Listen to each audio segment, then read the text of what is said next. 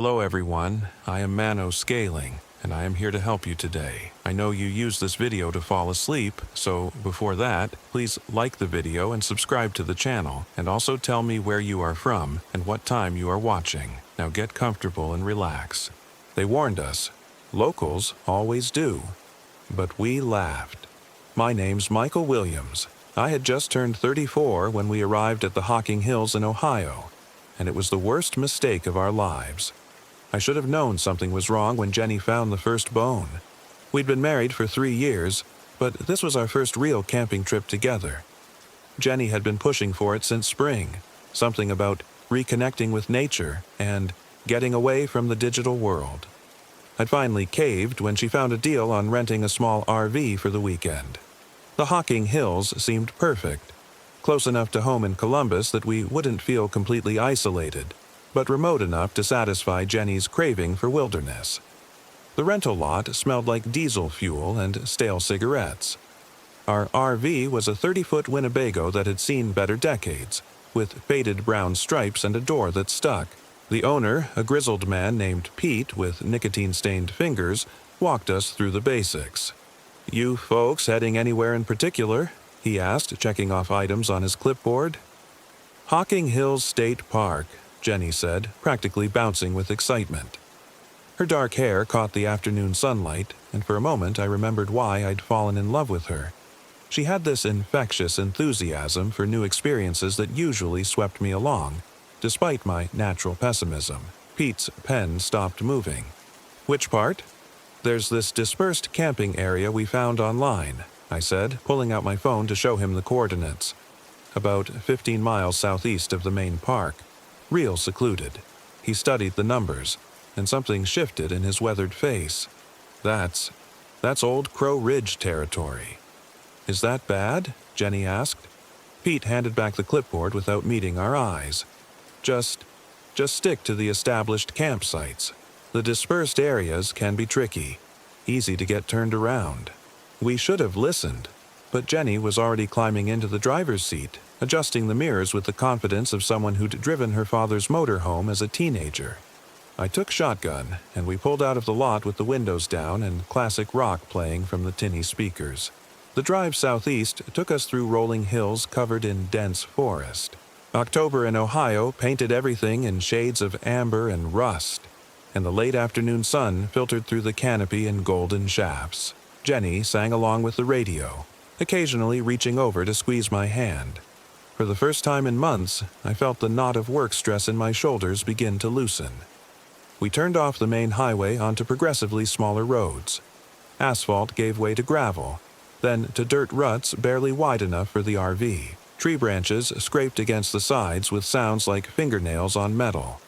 According to the GPS, we were close to our coordinates, but I hadn't seen another vehicle, or any sign of civilization, in over an hour. "This is perfect," Jenny breathed as we finally reached a small clearing. "Look, Michael, it's like our own private world." She wasn't wrong. The clearing was maybe 50 yards across, surrounded by towering oaks and maples. A small creek ran along the eastern edge, the water so clear you could see the smooth stones on the bottom. The late afternoon light gave everything a warm, golden glow that looked like something from a travel magazine. I maneuvered the RV into position while Jenny walked the perimeter, pointing out where she wanted to set up our camp chairs and planning a hiking route for the next morning. Her enthusiasm was contagious, and I found myself actually looking forward to a weekend of s'mores and sleeping under the stars. That was when she found the first bone. "Michael, come look at this," she called from the southern edge of the clearing. Her voice carried an odd note. Not quite alarm, but not casual curiosity either. I found her crouched near the tree line, brushing dirt and leaves away from something white. At first glance, it looked like a stick, but as more of it was revealed, the distinctive shape became unmistakable. "It's a femur," Jenny said. She worked as a physical therapist, so she knew bones. "Probably from a deer. See how the ends are chewed? Coyotes or something?" I nodded, though something about it bothered me. The bone was positioned too deliberately, too carefully placed. But Jenny had already moved on, walking a slow circle around the spot. "Oh my God," she whispered. I followed her gaze and felt my stomach drop. She'd found more bones. Lots more. They formed a rough circle maybe 10 feet in diameter, half buried under years of fallen leaves and debris. Ribs, vertebrae, what looked like pieces of skull, all gleaming white in the fading light.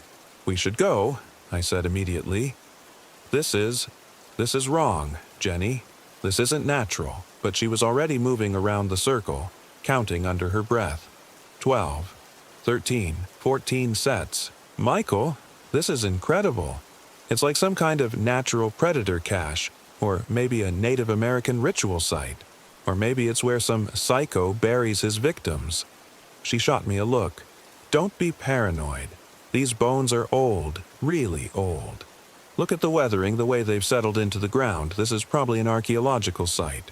I wanted to argue, but Jenny had that look in her eyes, the same one she'd had when she decided we should get married after dating for only 8 months, or when she quit her steady job to go back to school. Once she'd made up her mind about something, there was no changing it. We set up camp as the sun disappeared behind the trees. Jenny insisted on positioning our chairs so we could see the bone circle, which she'd started calling the monument. I tried to focus on the positive. The peaceful sound of the creek, the way the campfire painted dancing shadows on the trees, the fact that we had no cell service and couldn't be interrupted by work calls. But I couldn't shake the feeling that we were being watched. It started as just an itch between my shoulder blades, the kind of sensation you get when someone's staring at you from across a crowded room. Every time I looked toward the tree line, though, there was nothing there. Just darkness between the trunks and the occasional reflection of our firelight off a spider's web or piece of bark. Jenny seemed oblivious.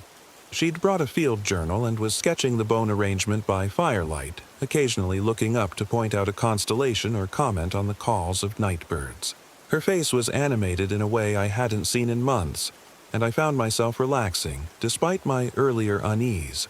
"This is exactly what we needed," she said, leaning against my shoulder as we watched the flames dance. "Just us. No distractions. No pressure to be anywhere or do anything." I kissed the top of her head, breathing in the familiar scent of her shampoo mixed with wood smoke.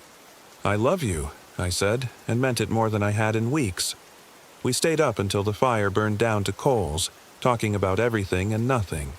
Work drama, childhood memories, plans for the future. Jenny had been pushing to start a family, and for the first time, sitting there under more stars than I'd seen since I was a kid, it didn't seem like such a terrifying prospect. Around midnight, we retreated to the RV. The bed was smaller than we were used to, but we made it work, falling asleep curled together like puzzle pieces. I slept more deeply than I had in months. I woke to the sound of Jenny screaming. Pale morning light filtered through the RV's small windows, and Jenny was sitting bolt upright in bed, pointing toward the main window above our heads. Her face was white, her dark hair plastered to her head with sweat.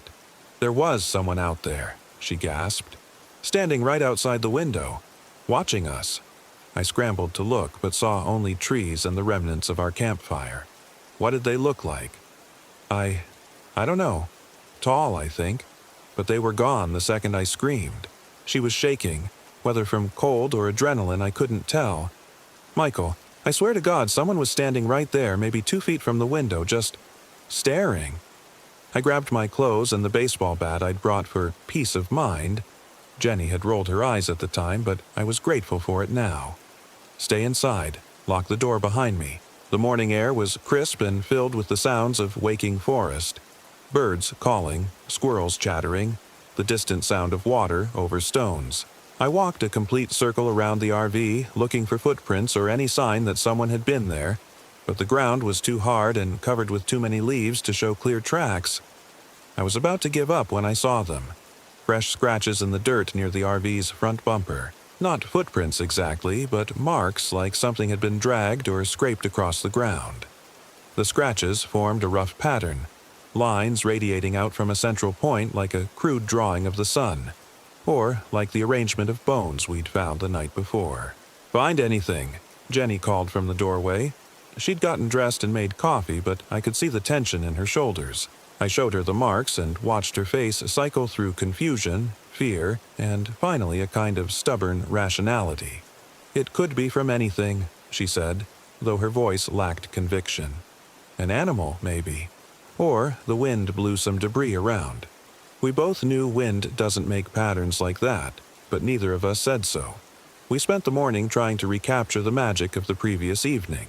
Jenny made pancakes on the RV's small stove while I rebuilt the fire and boiled water for coffee. We talked about hiking plans and discussed whether to stay another night or head home early. But the conversation felt forced, and we both kept glancing toward the tree line. It was Jenny who suggested we explore the bone circle in daylight. "I keep thinking about it," she said as we finished breakfast. "What if it really is some kind of archaeological site? We could be the first people to document it properly." In the clear light of morning, the arrangement looked even more deliberate. The bones formed a perfect circle, and they were positioned with an almost architectural precision. Each skeleton, and there were definitely at least a dozen complete sets, was laid out with the skull pointing toward the center. Jenny knelt at the edge of the circle, her field journal open as she sketched and took notes. "Michael, look at this. The positioning is too precise to be natural. And look at the skulls. They're all facing inward." I crouched beside her, studying the nearest skull. It was definitely from a deer, with the characteristic elongated shape and empty eye sockets. But there was something wrong with it, something that made my skin crawl. "Jenny," I said slowly, "look at the jaw." She looked where I was pointing and sucked in a sharp breath. The skull's jaw was wired shut with what looked like copper wire, green with age. As we looked more carefully, we could see that every skull in the circle had the same modification. "What the hell?" Jenny whispered. Before I could answer, we heard it. A sound that made every hair on my body stand on end. Whistling.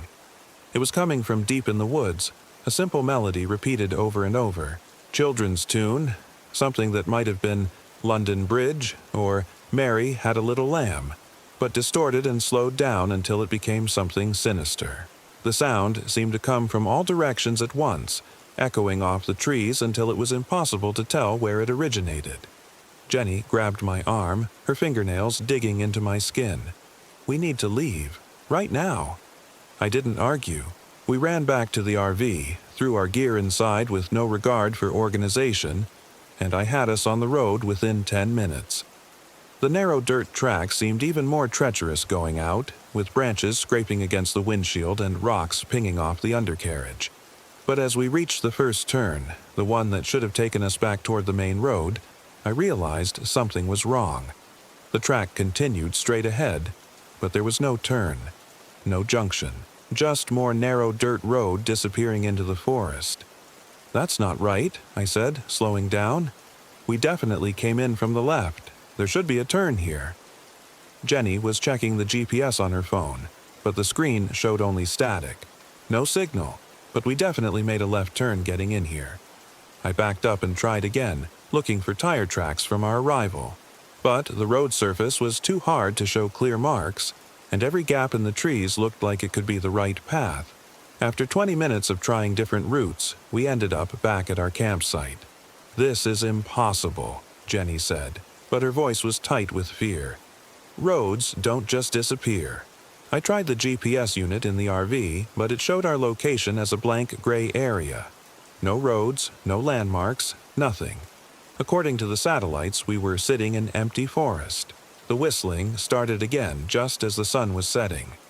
This time it was closer, maybe 50 yards from the RV. The same childish melody, but played with mathematical precision. Each note held for exactly the same length, each pause timed perfectly.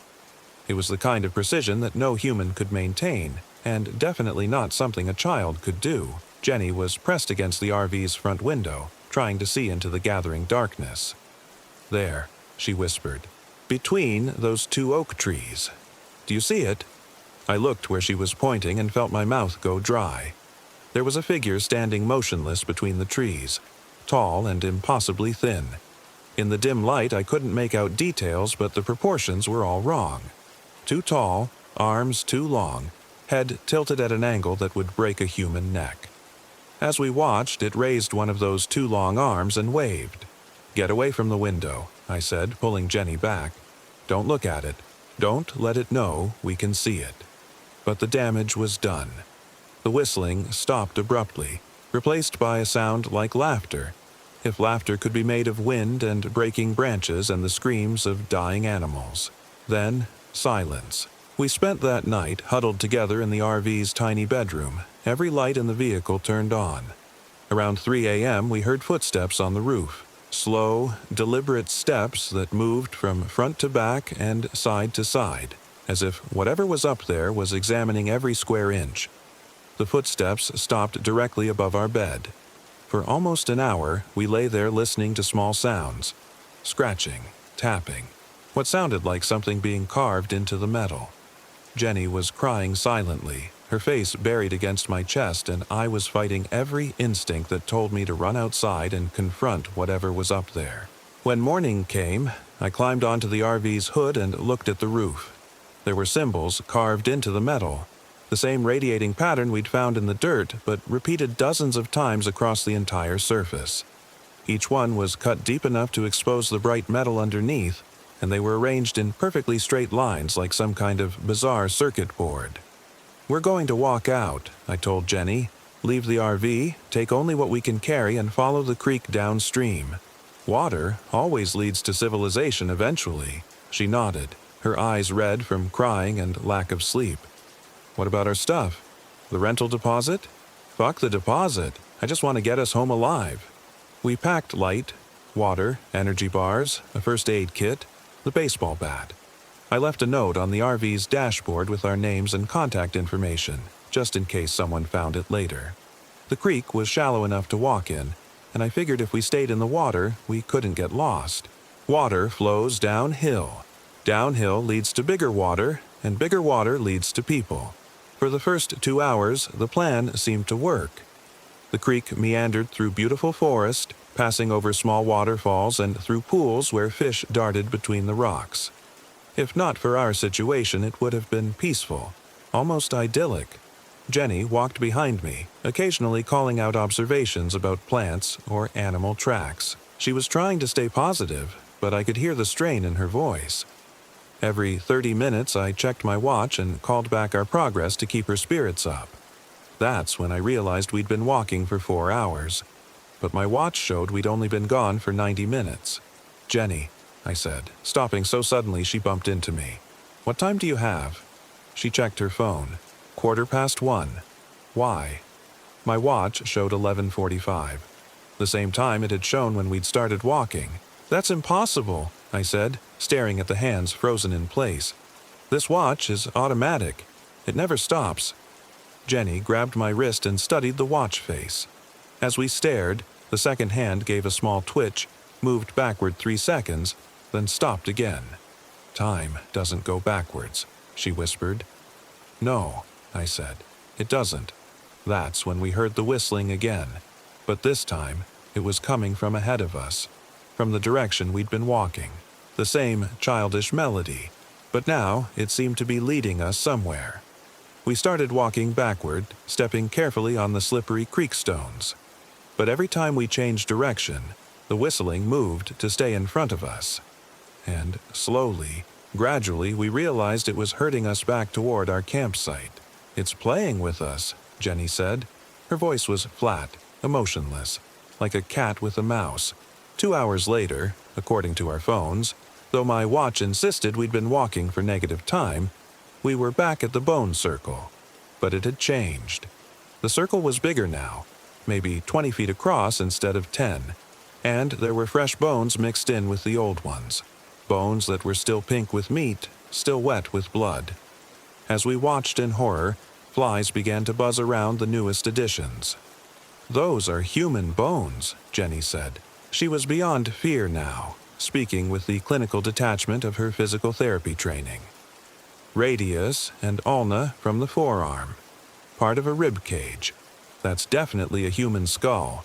The human skull was positioned at what seemed to be the head of the circle, and its jaw was wired shut with the same green copper wire we'd seen on the deer skulls.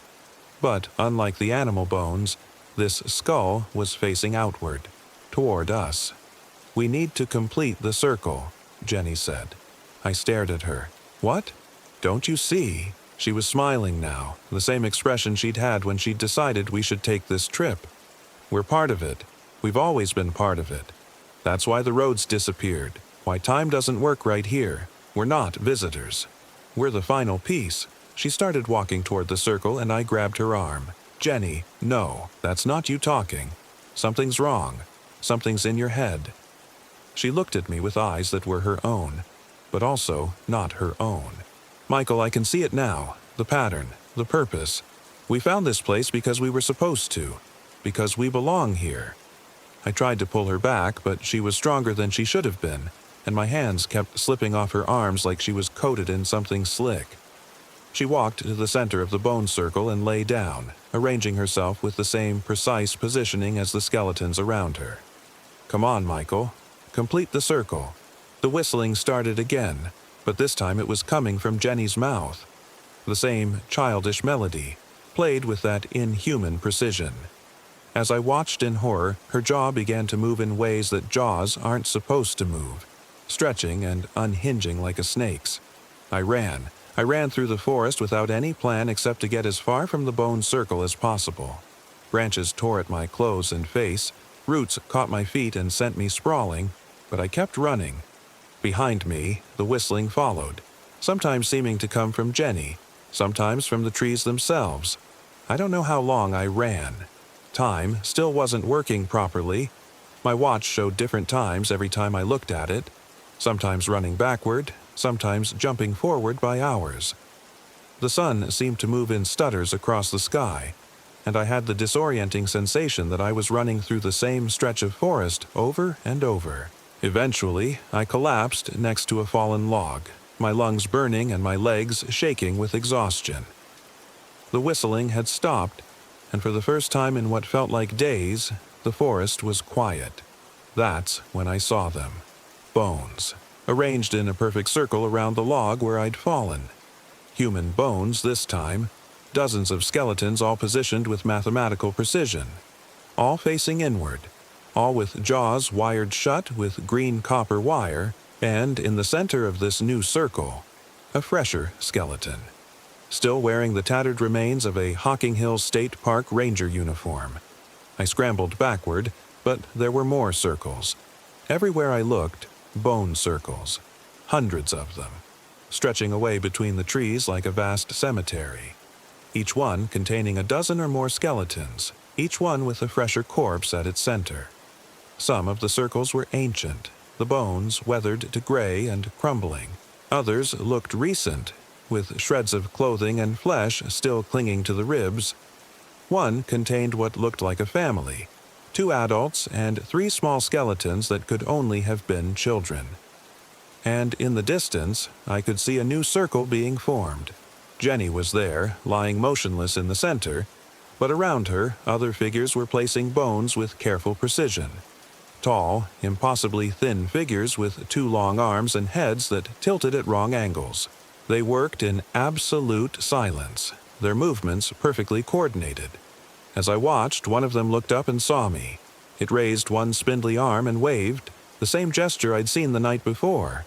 Then they all turned toward me and started walking.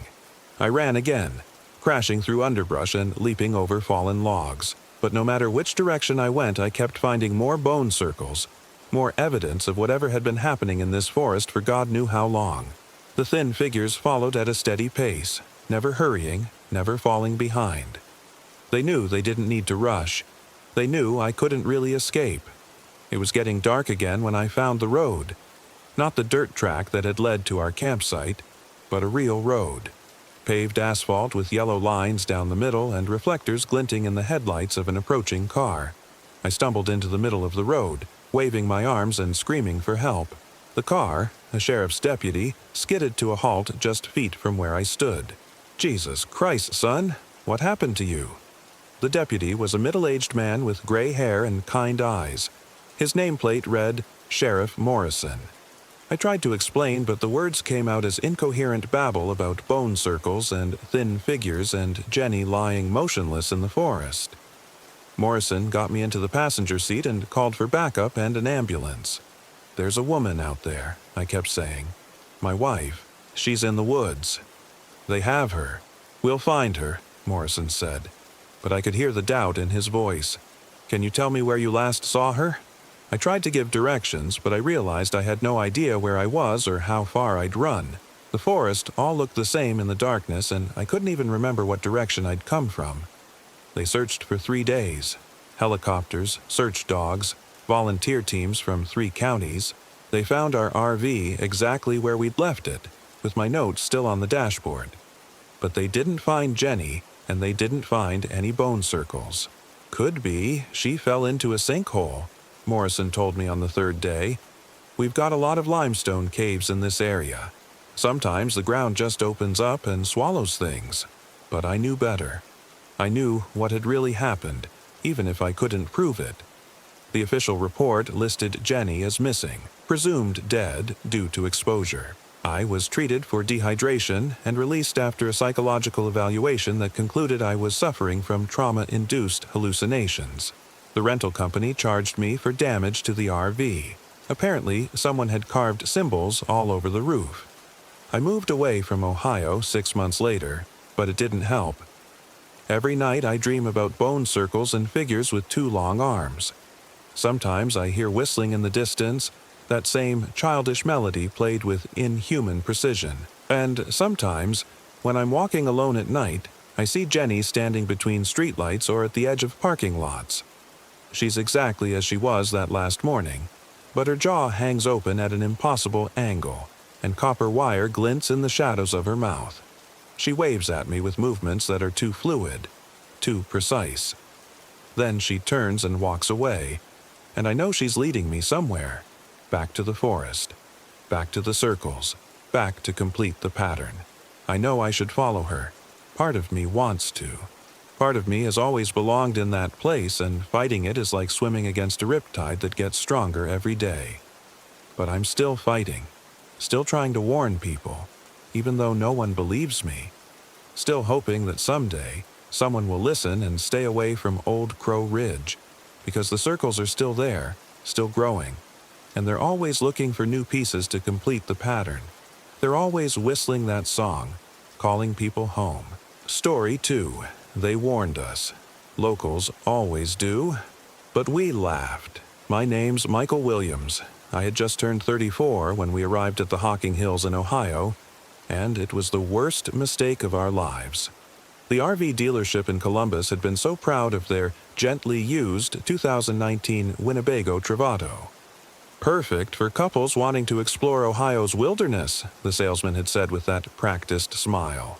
Sarah and I needed this trip. After 18 months of marriage counseling, of sleeping in separate beds, of conversations that felt like hostage negotiations, we were running out of ways to save what we'd built together. One last try, she'd whispered the night before we left, her fingers tracing the wedding ring she'd started wearing again. "Just you and me and the road." The road. Interstate 77 had given way to winding state routes, then to the kind of backcountry paths that made our GPS stutter with uncertainty. We'd been driving for 6 hours when Sarah spotted the turnoff, a narrow dirt track barely visible between towering oaks, marked only by a weathered wooden sign. "Pine Hollow Trail. No maintenance beyond this point. Mike, look." She pointed through the passenger window and I saw them immediately. Flags. Red fabric strips tied to branches every 50 feet or so, disappearing into the forest like breadcrumbs in a fairy tale. But these weren't the bright orange or pink markers hikers usually left. These were dark, almost rust-colored, and they moved wrong in the breeze. Heavy and wet-looking. "Trail markers?" I asked, though something cold was already settling in my stomach. "Must be. Come on, when's the last time we did something spontaneous? When's the last time we did anything together?" I thought, but didn't say. Instead, I turned the wheel. The RV lurched as we left pavement for packed earth. Pine branches scraped against the sides with sounds like fingernails on chalkboard. The flags continued, always just ahead, always leading deeper. I should have noticed how quiet it was getting, how the usual forest sounds, birdsong, rustling leaves, the distant hum of civilization, were fading to nothing. "This is beautiful," Sarah breathed, pressing her face to the window. For the first time in months, she sounded genuinely happy. "Look at those trees, Mike. When's the last time you saw forest this untouched?" I was about to answer when the trail split. To the left, a normal-looking path continued into mixed hardwoods. To the right, the bloody flags led into what looked like older forest, massive pines whose canopy blocked most of the afternoon sun. The GPS screen flickered and went black. "Which way?" I asked. Sarah didn't hesitate. "Follow the flags." Follow the flags. Christ, if I'd known what those words would cost us. The path to the right was barely wide enough for the RV. Branches scraped and grabbed at our mirrors. The flags grew more frequent now, sometimes 3 or 4 to a single tree, all of them that same dark red that made my mouth taste like copper. The trees pressed closer, their trunks scarred with deep gouges that looked almost like claw marks. "How far do you think this goes?" Sarah asked after we'd been driving for another 20 minutes. I was about to say we should turn around. The path was getting too narrow, and I was having trouble seeing where we were going in the growing darkness under the canopy, when it opened into a clearing. Perfect. Too perfect. A circle of grass maybe 100 feet across, ringed by those massive pines. In the center, someone had built a fire pit from river stones. Even had a picnic table, weathered gray but solid. It was like finding a parking space right in front of the restaurant you wanted to visit. "Oh, Mike." Sarah's voice was soft with wonder. "This is perfect." I pulled the RV to the edge of the clearing and killed the engine. The silence hit us immediately. Not peaceful quiet, but the kind of absolute stillness that makes you check if you've gone deaf. No insects, no bird calls, no wind in the trees. "Kind of quiet," I said. "I love it." Sarah was already unbuckling her seatbelt. "It's like we're the only people left in the world." We set up camp as the sun began to set. Sarah handled the RV's stabilizers and electrical connections while I gathered wood for the fire pit. The forest floor was carpeted with deadfall, but every piece I picked up was either too wet or too dry, crumbling to punk in my hands. I had to venture 30 feet into the tree line before I found anything usable. That's when I noticed the other flags. These weren't tied to branches. They were driven into the ground on stakes, forming a rough circle around our clearing maybe 50 feet back in the trees. Same dark red fabric, but these were bigger, older. Some were so weathered they hung in tatters. "Sarah," I called, "come look at this." "In a minute. I'm trying to get the water pump working." I walked the perimeter, counting flags. 24 of them, evenly spaced. Each one planted at the base of a tree that bore those same claw marks I'd noticed earlier. The gouges were deep, cutting through bark into the pale wood beneath. Some were fresh, oozing sap. Others had healed over into twisted scars. At the base of one flag, something caught the dying light. I knelt for a closer look and felt my blood turn to ice water. Bones. Small ones, probably from rabbits or squirrels. But they were arranged in a careful pattern around the flag's base. A circle within a circle, with something that might have been a crude symbol scratched into the earth at the center. "Mike!" Sarah's voice, sharp with frustration. "The water pump's dead, and I can't get any cell signal." I jogged back to find her standing beside the RV, phone held high above her head. "Nothing," she said. "Not even a single bar. The bones were probably just—" "What bones?" I pointed toward the tree line, but from here you couldn't see the flags in the growing darkness. "Nothing. Animal remains. Natural." She studied my face.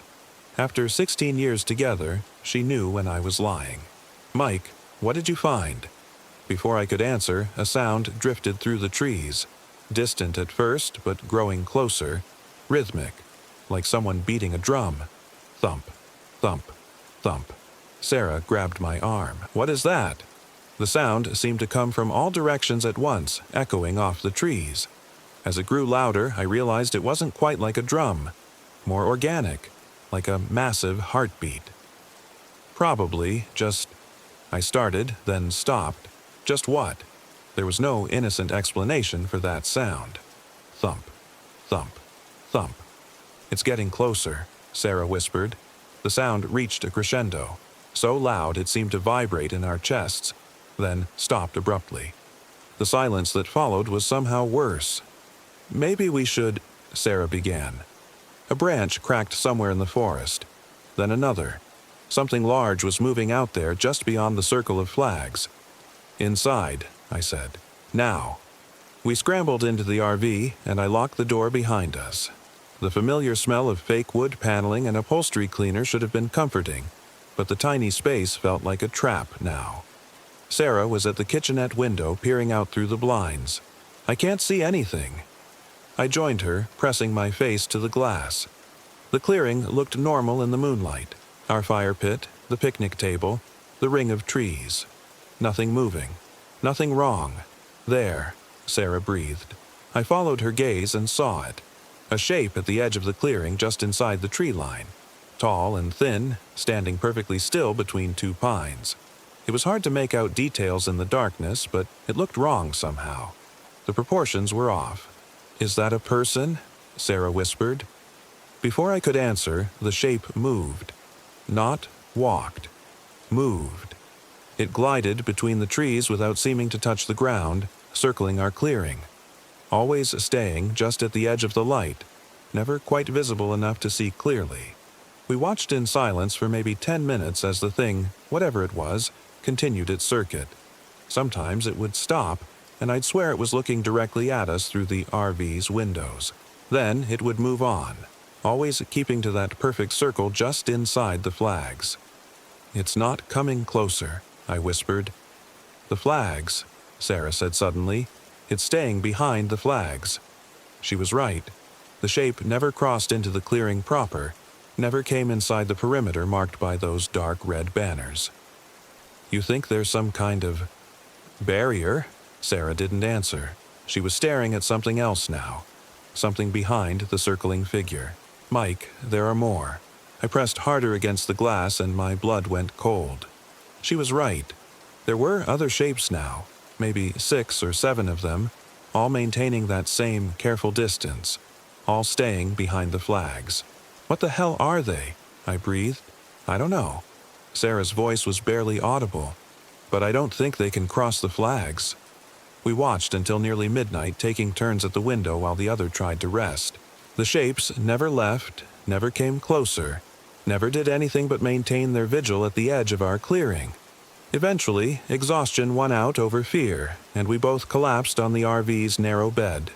I dreamed of red flags and heartbeat drums, of shapes in the darkness that had too many arms and faces that weren't quite human. I woke to Sarah shaking my shoulder, gray dawn light filtering through the blinds. "Mike, wake up. They're gone." I stumbled to the window. The clearing was empty, no sign of our watchers from the night before. Even the flags seemed different in daylight, just faded red fabric. Nothing sinister about them. Maybe it was just... I started. "Don't," Sarah's voice was sharp. "Don't you dare tell me we imagined that." She was right. We'd both seen them. But in the morning light, with coffee brewing and normal RV sounds all around us, it was easier to push the memory aside. "We should go," I said. "This place gives me the creeps." "No." Sarah was at the stove, scrambling eggs like nothing had happened. "We came here to work on us, remember?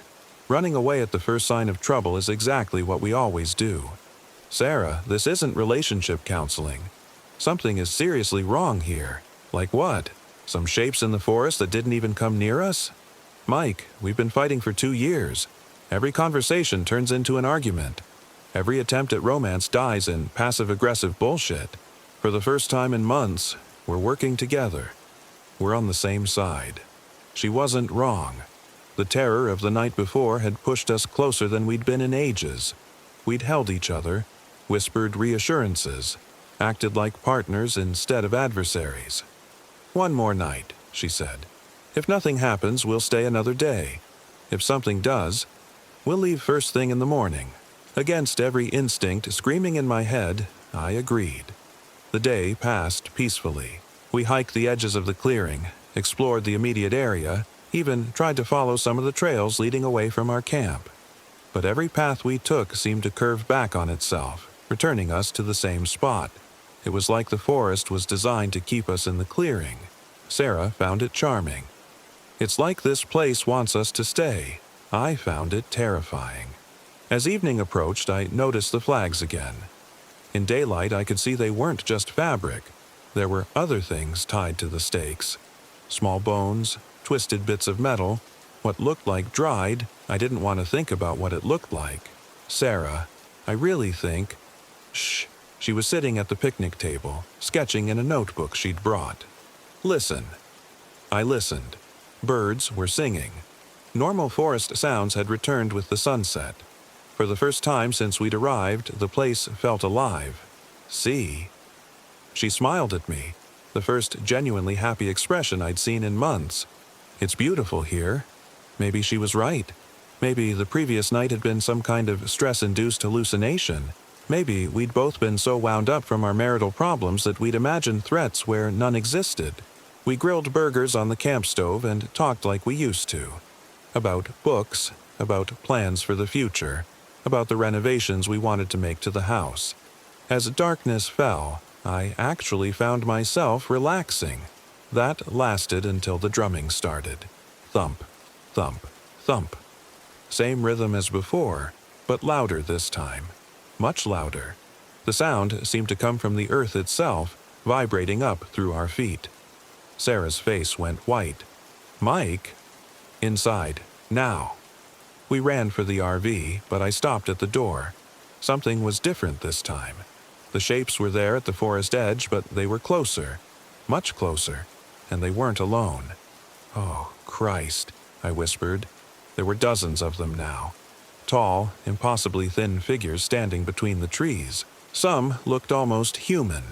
Others didn't. They formed a complete circle around our clearing, shoulder to shoulder, all facing inward, all facing us. Mike, come on! Sarah was tugging at my arm, but I couldn't move, because I could see their faces now in the moonlight, and they were wrong. All wrong. Too many eyes, or no eyes at all. Mouths that opened too wide. Some had features that seemed to shift and change as I watched, and they were all smiling. The flags, I said. They're still behind the flags. Sarah followed my gaze and gasped. She was right. Despite being much closer, despite the sheer number of them, they still maintained that careful distance from the red markers. That's when I noticed something else. The flags were glowing. Not brightly, but there was definitely a faint luminescence coming from the fabric, like a foxfire on rotting wood. What are those things? Sarah whispered. One of the shapes, the tallest one standing directly opposite our RV, opened its mouth and spoke. The voice carried clearly across the clearing, though its lips didn't move in sync with the words. Come out. The words were perfectly clear, perfectly human, but wrong somehow. Like someone playing a recording at the wrong speed. Come out and join us. Don't answer, I hissed, pulling Sarah toward the RV door, but she was staring at the thing that had spoken. Mike, that's my voice. She was right. It was her voice, pitched lower and distorted, but unmistakably hers, as if something had been listening to her and learning. Come out, Sarah. Now it was my voice coming from that impossible mouth. Come out, Mike. Join us. It's time. Other voices joined in, a chorus of familiar sounds twisted into wrongness. Our parents' voices, friends, co-workers, people we hadn't seen in years, all calling for us to leave the safety of our clearing. Don't listen, I said, but Sarah was already walking toward them. Sarah, no. She turned back to me and her face was peaceful, dreamy. They sound so sad, Mike. So lonely. That's not sadness, that's hunger. But she wasn't listening. She'd reached the edge of the clearing, one hand extended toward the glowing flags. The chorus of voices grew louder, more urgent. Sarah, stop! I lunged after her, tackling her just as her fingers brushed against the nearest flag. The fabric was warm to the touch and sticky, like partially dried blood. The moment I touched it, images flooded my mind. A family in an RV, much like ours, following red flags to the same clearing. The parents arguing while their children played near the fire pit. The drumming starting, the shapes emerging. The family walking calmly into the forest, smiling, never to return. A group of hikers who'd stumbled upon the trail. How they'd laughed at the silly red markers right up until nightfall. How they'd screamed as the things in the forest called to them with the voices of their loved ones. Dozens of others over the years, maybe hundreds, all drawn by the flags, all trapped in this clearing, all eventually walking willingly into the darkness. I yanked my hand away from the flag and dragged Sarah back toward the center of the clearing. The voices stopped immediately, replaced by a sound I'll never forget. Dozens of those things exhaling in unison, a sigh of profound disappointment. Sarah collapsed beside the fire pit, shaking her head as if waking from a dream. What was I doing? The flags, I gasped. Don't touch the flags. The shapes began to move, circling our clearing like wolves around a campfire, but they still couldn't cross the barrier. Whatever power kept them at bay, it was holding. For now, we have to get out of here, Sarah said. How? The trail we came in on. It curves back on itself. Every path leads back here. Then we make our own path. I looked at the RV, then at the forest. You mean drive straight through the trees? If we have to. The shapes were moving faster now, their circuit tightening despite the barrier of flags. Some of them were making sounds, not quite human screams, not quite animal howls. All of them kept calling to us with familiar voices. "Mom?" Sarah whispered, and I saw her taking a step toward the forest edge. "That's not your mother." "But it sounds—" "It's not her." I grabbed Sarah's shoulders, forcing her to look at me. "Remember what happened when you touched the flag? It showed you things, didn't it?" She nodded slowly. Other people, other campers, they all walked into the forest, just like you were about to do. The voices were getting more insistent, more desperate. Some of the shapes were pressing against the invisible barrier, their forms rippling like smoke where they touched whatever force the flags projected. That's when I saw it. One of the flags, an older one, more tattered than the rest, was flickering. The glow was unsteady, like a candle in the wind. "Sarah, we have a problem." She followed my gaze and sucked in a sharp breath. "They're failing." Not just one flag now. Several of them were flickering, their protective glow fading in and out. And where the light dimmed, I could see the shapes pressing closer. "How long do you think we have?" Sarah asked. Before I could answer, one of the flags went out completely. The shape nearest to it immediately lunged forward, crossing into what had been protected space. It was close enough now that I could see it clearly, and I wished I couldn't. It had been human once. Maybe. The basic structure was there. 2 arms, 2 legs, a head. But everything was wrong. Too tall, too thin, joints that bent in directions they shouldn't. Its face was the worst part. Features that seemed familiar but rearranged, like a photograph that had been cut up and glued back together by someone who'd never seen a human before. And it was wearing clothes. Dirty, torn camping gear that looked like it had been in the forest for decades. "Oh, God," Sarah whispered.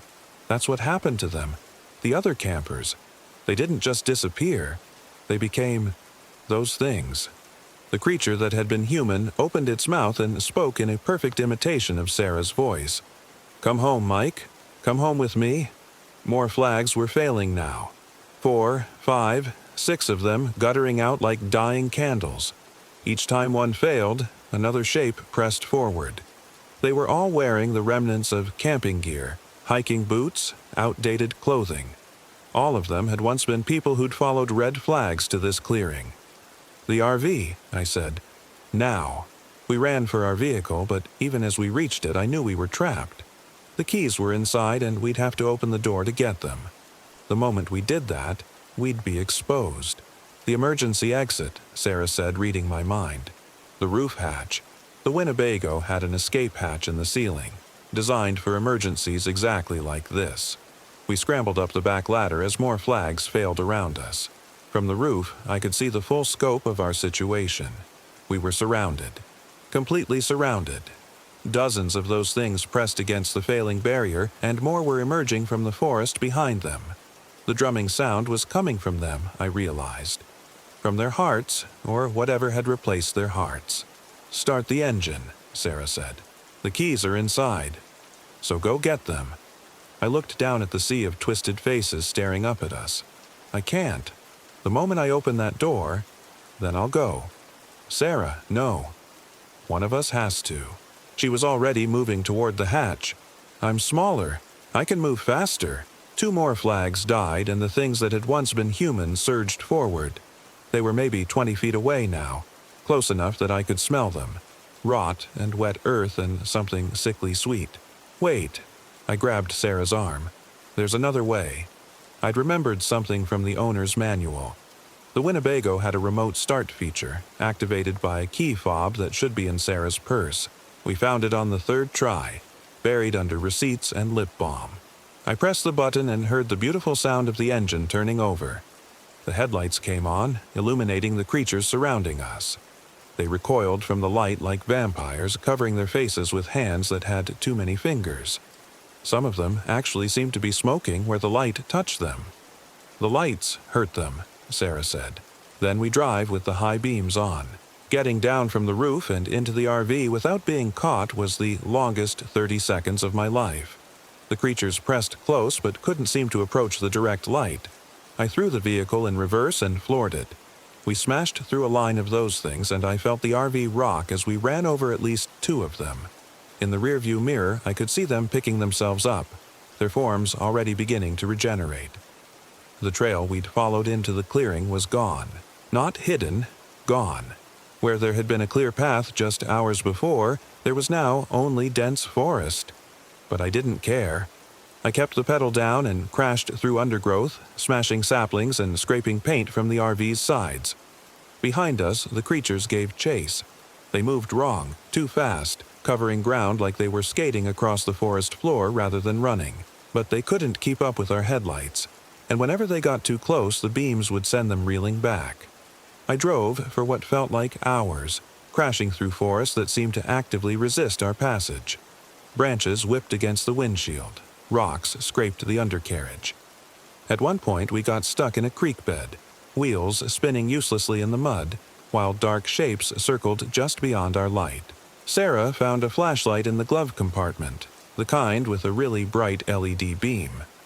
She climbed back onto the roof and used it to drive the creatures back while I rocked the RV free. Finally, impossibly, we hit pavement. State Route 56, according to a sign that seemed like the most beautiful thing I'd ever seen. I turned toward civilization, toward lights and traffic and normal human beings, and didn't stop driving until we reached a 24-hour truck stop outside Athens. The fluorescent lights of the gas station felt like sanctuary. I parked under the brightest pole I could find, and we sat in the RV, shaking, not quite believing we'd made it out. "We have to tell someone," Sarah said. "Tell them what? That we found monsters in the woods? That there are red flags leading people into a trap? That others are going to follow them?" She was right, but I also knew how insane it would sound. We compromised by calling the Park Service and reporting unusual activity on the Pine Hollow Trail. Whether they'd investigate or just file our report with all the other crank calls, I had no idea. The sun came up as we sat in that truck stop parking lot, and with daylight came the temptation to rationalize what we'd experienced. Mass hallucination, stress-induced psychosis, some kind of gas leak in the RV that had made us both delusional. But I still had scratches on my arms from branches that shouldn't have existed. Sarah still had that sticky red residue on her fingers from when she'd touched the flag. And when we checked our phones, we found dozens of photos we didn't remember taking. Pictures of the clearing, of the fire pit, of shapes moving between the trees. And in every single photo there was one more figure than we remembered seeing. Always at the edge of the frame, always watching us, always smiling. We never went camping again, sold the RV the same week and moved to an apartment in downtown Columbus, as far from wilderness as we could manage. Our marriage survived, maybe because shared trauma bonds people in ways that counseling never could, or maybe because we both understood how precious normal life really was. But sometimes, late at night, I dream about red flags fluttering in the breeze. I dream about voices calling from the forest, familiar voices begging me to come home. And I dream about that extra figure in our photos, the one that was always watching. Sometimes I wonder if it followed us home from Hocking Hills. Sometimes I catch myself looking for red flags tied to streetlights, to stop signs, to the trees in the park across from our apartment. They wouldn't be that bold, would they? They wouldn't bring their hunt to the city, would they? Last week, Sarah found a piece of red fabric tied to our apartment building's fire escape. Just a small strip, the same rust-dark color as those flags in the forest. She said it was probably nothing, just some trash that had blown there in the wind. But when I touched it, it was warm and sticky, like partially dried blood. And for just a moment I could swear I heard drumming in the distance. Story 3. They warned us about the echo people in Fish Lake National Forest, but we didn't listen. My name is Michael Williams, I'm 34 years old, and what happened during our RV trip last October still makes me check the shadows twice before I sleep. The warning came from a weathered man at the last gas station before we entered the forest. He was filling up a rusted pickup truck when he noticed our brand new Winnebago and the excited chatter of my family. "You folks heading into Fish Lake?" he asked, his voice carrying that particular weight that comes from living in small mountain towns your whole life. "Yes, sir," I replied, pumping diesel into our 30-foot home on wheels. "Planning to camp at Pando Grove for the week. Heard it's beautiful this time of year." The old man's face changed. Not dramatically, just a slight tightening around his pale blue eyes, a barely perceptible shake of his head. "Beautiful, yes. But you'd do well to stay away from the aspen groves after dark. And if you hear voices calling to you from the trees—" He paused, studying my face. "Don't answer. Don't even listen too hard." My wife, Sarah, laughed from the passenger seat. "Sounds like local folklore to me. We love a good ghost story, don't we, kids?" Our twins, Emma and Jake, both 16, pressed their faces against the RV's window. "Are there really ghosts in the forest, mister?" Emma asked, her eyes bright with teenage curiosity. The man didn't smile. "Echo people ain't ghosts, miss. They're something else entirely. Something that listens and learns and calls back." He climbed into his truck, then rolled down the window. "If you must go, remember this. If you hear your own voice calling to you from the woods, don't follow it, no matter what it says." We laughed it off, of course. Small-town superstitions designed to spook the tourists. Sarah and I had been planning this trip for months, a chance to disconnect from our busy lives in Denver and spend quality time with the kids before they headed off to college. The Winnebago was our first major purchase together since buying the house, a symbol of all the adventures we'd have as empty nesters. Fish Lake National Forest was everything the brochures promised. Golden aspen leaves created a canopy of fire above us as we navigated the winding mountain roads. The RV handled better than expected, and by late afternoon, we'd found the perfect spot in Pando Grove, a clearing surrounded by the famous clonal aspen colony, the largest living organism on Earth according to the guidebooks. "This is incredible," Sarah breathed as we stepped out to set up camp. The aspens stretched in every direction, their white bark striped with black scars, their leaves rustling in a constant whisper that sounded almost like conversation. Jake was already setting up his camera equipment, determined to get some shots for his photography class. Emma had her sketchbook out, trying to capture the way the afternoon light filtered through the golden canopy. For the first time in months, we were all together, all present, all happy. The first night was perfect. We grilled burgers on the RV's outdoor setup, played cards by lantern light, and told stories while the aspens whispered their ancient secrets around us. The forest felt alive but benevolent, like a protective embrace. It was Emma who first heard the voices. "Did someone call my name?" she asked around 10 p.m., looking up from her sketchpad. We all paused, listening. The aspens rustled in the evening breeze, their leaves creating that distinctive flutter that gives them the nickname quaking aspen.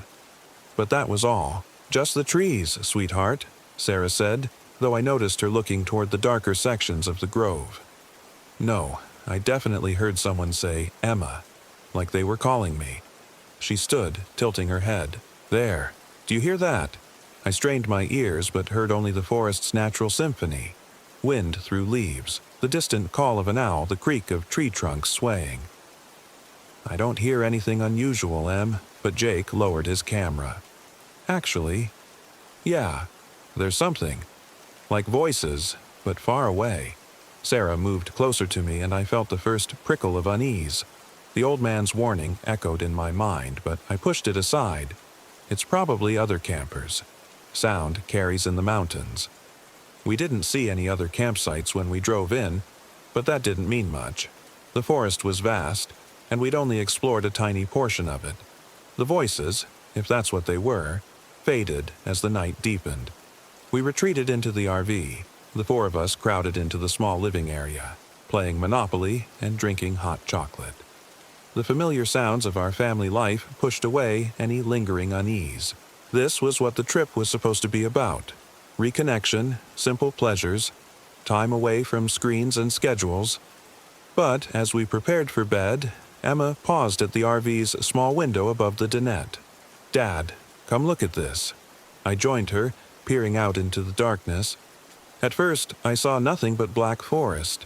Then my eyes adjusted, and I noticed lights. Small, flickering points of illumination moving between the aspen trunks. "Flashlights," I said. "Other campers. They're not moving like flashlights," Emma whispered. "Watch." She was right. The lights drifted rather than walked, following no discernible path. They pulsed and faded in patterns that seemed almost communicative. Like fireflies, but wrong somehow. Too large, too bright, too purposeful. "Probably just some kind of atmospheric phenomenon," I said, though I didn't believe it myself. Mountain air does weird things with light sometimes. Sarah had already gotten Jake settled in the overcab bed and Emma in the convertible dinette. I checked all the locks, something I'd never done on a camping trip before, and made sure the windows were latched.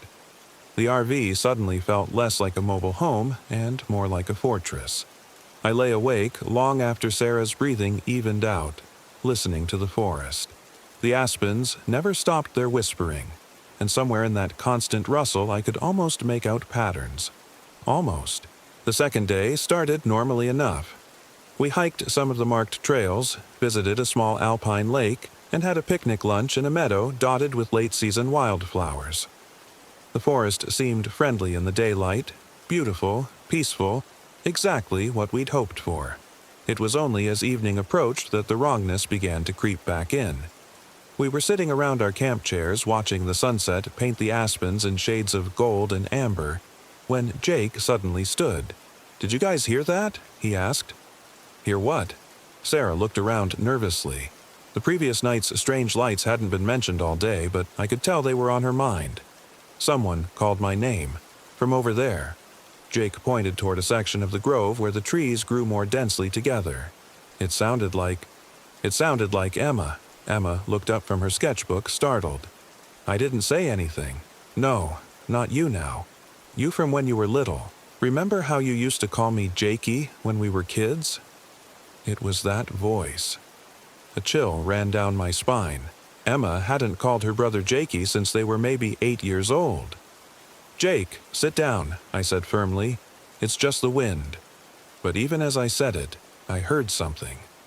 Not words exactly, but a rhythm in the aspen leaves that sounded almost like speech, like whispered conversation in a language I couldn't quite understand. "There," Emma pointed. "Did you see that?" A figure had moved between the trees, just a glimpse of something pale and upright. Too far away to make out details, but unmistakably human in shape. "Hello," I called out, standing. My voice echoed strangely in the grove, seeming to bounce back from multiple directions. "Is someone there?" No response, but the figure moved again, and this time I was sure I saw it. Someone in light-colored clothing, walking slowly between the aspen trunks. "Stay here," I told my family, grabbing a flashlight from the RV. "Dad, don't." Emma caught my arm. "What if it's one of those echo people that man was talking about?" "There are no echo people," I said, though my voice lacked conviction. "It's just another camper." I walked toward where I'd seen the figure, my flashlight beam dancing across the white bark of the aspens. The trees seemed to close in around me as I moved deeper into the grove. their branches creating a maze of pale pillars and dark shadows. "Hello," I called again. "We're camped over here if you need anything." My voice echoed back to me. "Hello, we're camped over here if you need anything." But it wasn't quite right. The echo came a fraction of a second too late, and the tone was slightly different, like someone was repeating my words rather than them bouncing off natural surfaces. I stopped walking, suddenly aware that I could no longer see the RV's lights behind me. The aspens all looked the same in my flashlight beam, endless white trunks stretching in every direction. That's when I heard it clearly for the first time, my own voice calling from somewhere ahead of me. "Sarah, kids, where did you go?" But I hadn't spoken those words. I was standing perfectly still, listening. "Sarah? Kids? Where did you go?" The voice came again, definitely mine, but from deeper in the grove. Then, more distantly, "Help me find them. I'm lost." My blood turned to ice water. Whatever was out there in the darkness, it was using my voice, my words, learning. I turned and ran, crashing through the underbrush, following my flashlight beam back toward what I hoped was camp. Behind me, my own voice kept calling, "Wait for me. Don't leave me here." I burst back into the clearing where our RV sat like a beacon of normalcy. Sarah and the twins were huddled by the picnic table, their faces white with fear. "We heard you calling," Sarah said, "but you were calling from 2 different directions. And it didn't sound right," Jake added, "like someone was trying to imitate you." Emma's sketchbook lay open on the table. She'd been drawing while I was gone, and the image made my stomach clench. It showed a figure standing among aspen trees, but the figure had no face, just a smooth, pale oval where features should be. "I don't know why I drew that," Emma whispered. "It just came out." We spent that night locked inside the RV, all of us too frightened to sleep properly. The voices continued throughout the darkness, sometimes our own voices calling to each other, sometimes the voices of people we'd never heard before. They seemed to come from everywhere and nowhere, echoing through the aspen grove like a twisted conversation. Around 3 a.m., something began tapping on the RV's exterior walls. Not random tapping, a rhythm, like Morse code. Tap, tap, tap. Pause. Tap, tap, tap, tap. Pause. Over and over, circling the vehicle. "Don't look outside," I whispered to my family. "Whatever happens, don't look outside." But Emma was already peering through the small bathroom window. She gasped and jerked away, her face pale. "What did you see?" Sarah asked. "There were people out there, lots of them. But they were—" Emma struggled for words. "They were wrong, like they were trying to be people but didn't know how." The tapping continued until dawn, then stopped abruptly when the first rays of sunlight penetrated the aspen canopy. We should have left then, should have packed up the RV and driven straight back to Denver.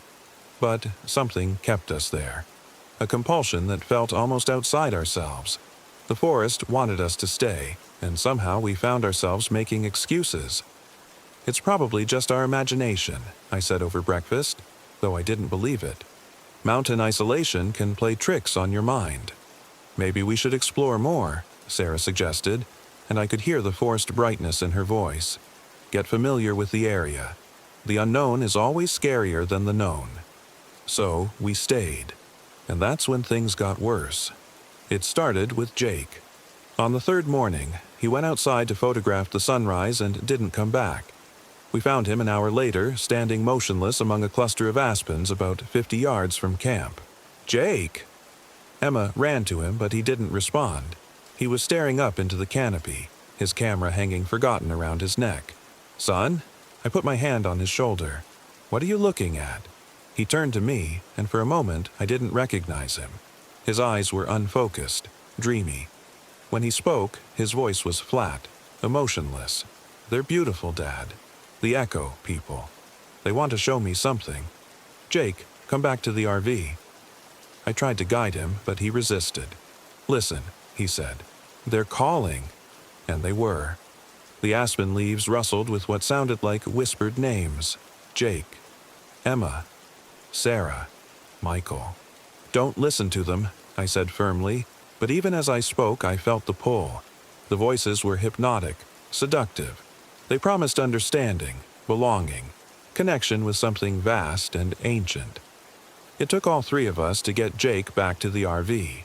Once inside, he seemed to snap out of it, blinking in confusion. What happened? Why am I inside?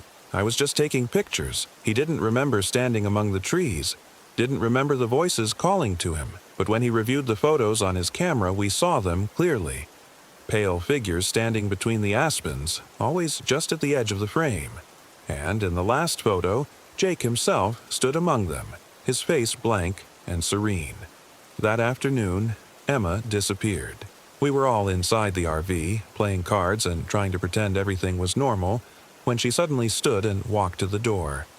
"I'll be right back," she said in that same flat tone Jake had used. Sarah grabbed her arm. "Where are you going?" "They want to show me my drawing," Emma said. The real version. She was referring to her sketchbook, which now contained dozens of images of the faceless figures. She drew them compulsively, unable to stop, adding more detail to each successive drawing. In the latest ones, the figures had begun to develop features, but they were wrong, like someone had described a human face but never seen one. We managed to keep Emma inside, but she fought us with surprising strength. She stood at the windows, pressing her face against the glass, watching something in the aspen grove that the rest of us couldn't see. "They're lonely," she whispered. "They've been alone for so long. They just want to talk to someone who understands." "Understands what?" Sarah asked. "What it's like to echo," Emma said, and her voice carried that same hollow quality. To be almost real, but not quite. That night was worse than the previous ones. The tapping on the RV walls became more insistent, more complex, and now we could hear our own voices outside, having conversations we'd never had. "I love it here," Sarah's voice said from near the front of the RV. "We should never leave." "The kids are so happy," my own voice responded. "Look how they're growing." "Growing into what?" Jake's voice asked, and there was something wrong with the intonation, like someone had heard the words but didn't understand their meaning. The real Jake was curled up in his bed, wide awake and terrified. The real Sarah clutched my hand so tightly her nails drew blood. The real Emma continued drawing, adding more and more detail to her faceless figures. Around midnight, she held up her sketchbook. The latest drawing showed our RV surrounded by dozens of the pale figures, but now they had faces, our faces, perfect copies, but empty somehow, like masks of ourselves. "They're learning," Emma said in a voice that didn't sound quite like hers anymore. "They're getting better." I snatched the sketchbook away, but the image was burned into my mind. In the drawing, the figures wearing our faces were walking away from the RV, hand in hand, disappearing into the deeper parts of the aspen grove. The fourth day brought a temporary respite. The voices stopped, the tapping ceased, and for a few hours the forest felt almost normal again. We ventured outside carefully, staying close to the RV, and managed to have a somewhat normal breakfast. But as the sun climbed higher, we began to notice the changes. The aspens around our campsite were different. Not obviously, just subtle alterations that became more apparent the longer you looked.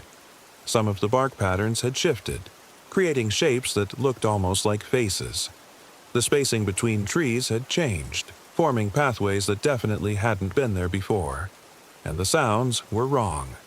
The constant rustling of aspen leaves had taken on new rhythms, new patterns. If you listened carefully, and it was impossible not to listen carefully, you could make out fragments of conversation. Our conversation from the past 3 days played back in an endless loop. "Look at this, Dad." Jake had found something at the base of one of the altered aspens. Carved into the white bark, about eye level, was a message: "Welcome home." The letters were perfectly formed but looked fresh, as if they'd been carved moments before. Below them, smaller text: "We've been waiting." "We need to leave," Sarah said, and her voice shook. "Right now." But when we tried to start the RV, nothing happened. The engine turned over but wouldn't catch. I checked the fuel gauge, full. The battery was fine. All the connections looked normal. "Let me try," Jake said, sliding into the driver's seat. He had more experience with engines than I did. had rebuilt several cars in high school. The engine turned over once, twice, then caught with a roar. But instead of the steady rumble of our diesel engine, it sounded different. Hollow, like an echo of an engine rather than the real thing. "Something's wrong with the exhaust," Jake said, but he put the RV in drive anyway. We made it about 50 feet before the engine died completely. The RV coasted to a stop in a small clearing we definitely hadn't seen before, surrounded by aspens that formed a perfect circle around us. "Where are we?" Sarah asked, looking out the windows. "This isn't where we were camped." She was right. Our familiar campsite had vanished, replaced by this strange circular grove. The trees here were massive, their trunks easily 3 feet in diameter, their canopy so dense that only scattered beams of sunlight penetrated to the forest floor, and in the bark of every single tree, carved at eye level, were messages. "Stay with us. Don't leave us alone. Echo back, be like us, forever." Emma opened her sketchbook to a fresh page and began drawing frantically. This time her drawing showed the circular grove exactly as it appeared outside our windows. But in her version, our RV was empty. We stood outside it, holding hands with the faceless figures, our own faces beginning to blur and fade. "They don't want to hurt us," Emma said, and now her voice carried that hollow echo quality permanently. "They just want us to stay, to be part of the grove, to echo forever." "Emma, listen to me." I knelt beside her, trying to break through whatever influence had taken hold. "Those things aren't people. They're something else, something that copies us but doesn't understand us." But even as I spoke, I felt the pull. The aspens whispered constantly now, their voices becoming clearer with each passing hour. They spoke of belonging, of never being alone, of becoming part of something vast and eternal. The logic was seductive. Why struggle against them when joining them would be so much easier? That evening, as darkness fell over the circular grove, the Echo people finally showed themselves clearly. They emerged from between the aspen trunks like pale shadows gaining substance. At first glance, they looked human, roughly the right size and shape, walking upright. But the longer you looked, the more wrong they became. Their proportions were slightly off, as if someone had described human anatomy but never seen it firsthand. They moved with a fluid grace that was beautiful and terrible, never quite stepping normally. And their faces were the worst part. They were copies of faces, our faces, the faces of other campers who had passed through over the years. But they were imperfect copies, like photographs that had been reproduced too many times. The details were there, but blurred, softened, not quite right. One of them wore my face, but the eyes were too large and too dark. Another had Sarah's features, but the mouth was wrong, the smile too wide. They arranged themselves around the RV in a perfect circle, standing motionless, watching us through the windows. "Don't look directly at them," I warned my family, but it was too late. Emma was already at the window, her face pressed against the glass. "They're beautiful," she whispered. "Look how they're learning. Look how they're growing." And they were changing as we watched. The imperfect copies of our faces were becoming more accurate, more detailed. The Echo people were studying us, learning from us, perfecting their mimicry with each passing moment. Jake joined Emma at the window. Then Sarah. Despite my warnings, I found myself drawn there too. The Echo people stood in their circle, perfectly still, perfectly patient, waiting. One of them, the one wearing my face, stepped forward. When it spoke, it used my voice, but the words came from outside the RV and inside my head simultaneously. "Why do you resist?" it asked. "We offer you belonging, permanence, freedom from loneliness, from change, from death." "Because we're not like you," I said, though I wasn't sure I believed it anymore. "We're alive." "So are we," the thing wearing my face replied. "We live in echo, in repetition, in eternal return. We are the memory of the forest made manifest. We are everyone who has ever walked among the aspens and felt the pull of belonging." Another Echo person stepped forward, this one wearing the face of someone I didn't recognize. a young woman with dark hair and frightened eyes. "I was a hiker," she said in a voice that sounded like autumn leaves. "I came here alone, just for the weekend, but they showed me such beauty, such connection. I chose to stay." More Echo people moved closer to the RV, each wearing a different face, each telling a story of choice, of surrender, of joining something larger than themselves. "The forest remembers everyone," said one in an old man's voice. "Every footstep, every word, every breath. We are that memory-given form. We are the echo of every soul who found peace among the aspens." Emma pressed her hands against the window glass. "I want to remember too," she whispered. "Emma, no." I grabbed her shoulders, but she felt insubstantial, as if she were already half Echo herself. "Don't you see, Dad? They're not taking us. They're offering us a choice. We can keep fighting, keep running, keep being alone in our separate selves. Or we can join something eternal, something beautiful." Jake nodded slowly. "The Grove is alive, Dad. Really alive and lonely. It's been lonely for so long." Even Sarah was nodding, her eyes fixed on the Echo people outside. They just want to belong to something. And they want us to belong too. I was losing them. The forest's influence was stronger than my ability to protect them. And worse, I was beginning to understand why. The Echo people weren't lying. They were offering a kind of immortality, a permanent connection, an end to the isolation that defined human existence.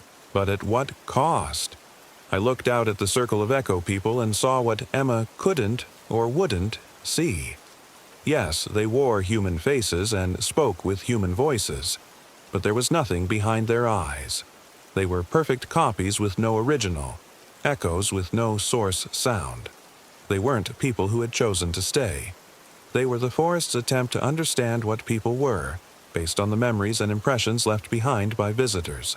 They were echoes of echoes, growing fainter with each repetition. And if we joined them, we wouldn't become immortal. We would become source material for new Echo people, our essence diluted and copied until nothing real remained. "Listen to me," I said desperately, turning away from the windows. "All of you, listen to my voice. Remember who you are. Remember our life in Denver. Remember Emma's art classes, Jake's photography club. Remember Sarah's garden. Remember the way our house smells like coffee in the morning." For a moment, their attention wavered. Emma blinked, confusion crossing her face. I remember," she said slowly. "I remember drawing at the kitchen table while you made pancakes on Saturday mornings." "That's right," I said, seizing the opening. "Remember Jake teaching you to drive stick shift in the school parking lot. Remember the fight you had about borrowing each other's clothes." Jake shook his head as if clearing cobwebs. "Emma always stole my hoodies." "Still do," Emma said with a weak smile. Sarah pressed her hand to her forehead. "What's happening to us? Why did I think staying here was a good idea?" Outside, the Echo people had moved closer to the RV. They pressed their faces against the windows, their imperfect features twisted with something that might have been disappointment or hunger. "They're losing their hold on you," I said. "That's why we need to leave. Right now." "But the engine won't start," Jake protested. "Then we walk." "Dad, we're miles from the main road," Emma said, "and it's dark. Would you rather die trying to escape, or live forever as something that isn't really you?" The question hung in the air for a long moment. Outside, the Echo people began to move, circling the RV slowly, their movements becoming more agitated. "They won't let us leave," Sarah whispered. She was right. The Echo people had formed a solid ring around us, standing shoulder to shoulder. And as we watched, more emerged from between the aspens.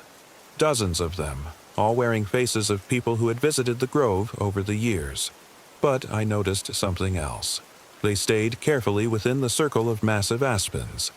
Even as they pressed closer to the RV, none of them stepped outside the boundary formed by the ancient trees. "The Grove," I said suddenly.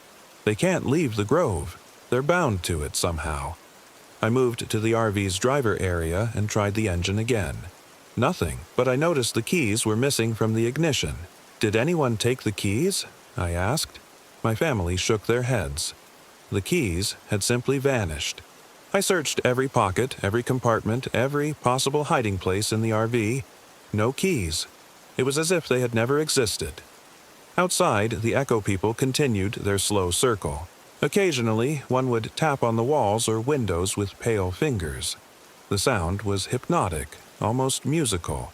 "We have to go on foot," I said, "and we have to go now, while we still remember who we are. What if we can't find our way out?" Emma asked. "Then we'll die trying to be ourselves instead of living as copies." I gathered supplies: water bottles, energy bars, flashlights, the compass from our hiking gear. Sarah found our warmest jackets.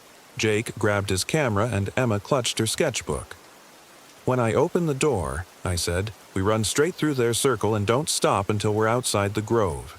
No matter what they say, no matter what they promise, don't listen." I put my hand on the door handle, took a deep breath, and looked at my family. Emma's face was pale but determined. Jake had his jaw set in that stubborn expression he'd inherited from his mother. Sarah squeezed my free hand. "Together," she said. I opened the door. The Echo people turned toward us as one, their borrowed faces reflecting our flashlight beams. For a moment, they simply stared. Then they began to speak, all at once, using voices we recognized. "Don't go," they said in chorus. "Stay with us.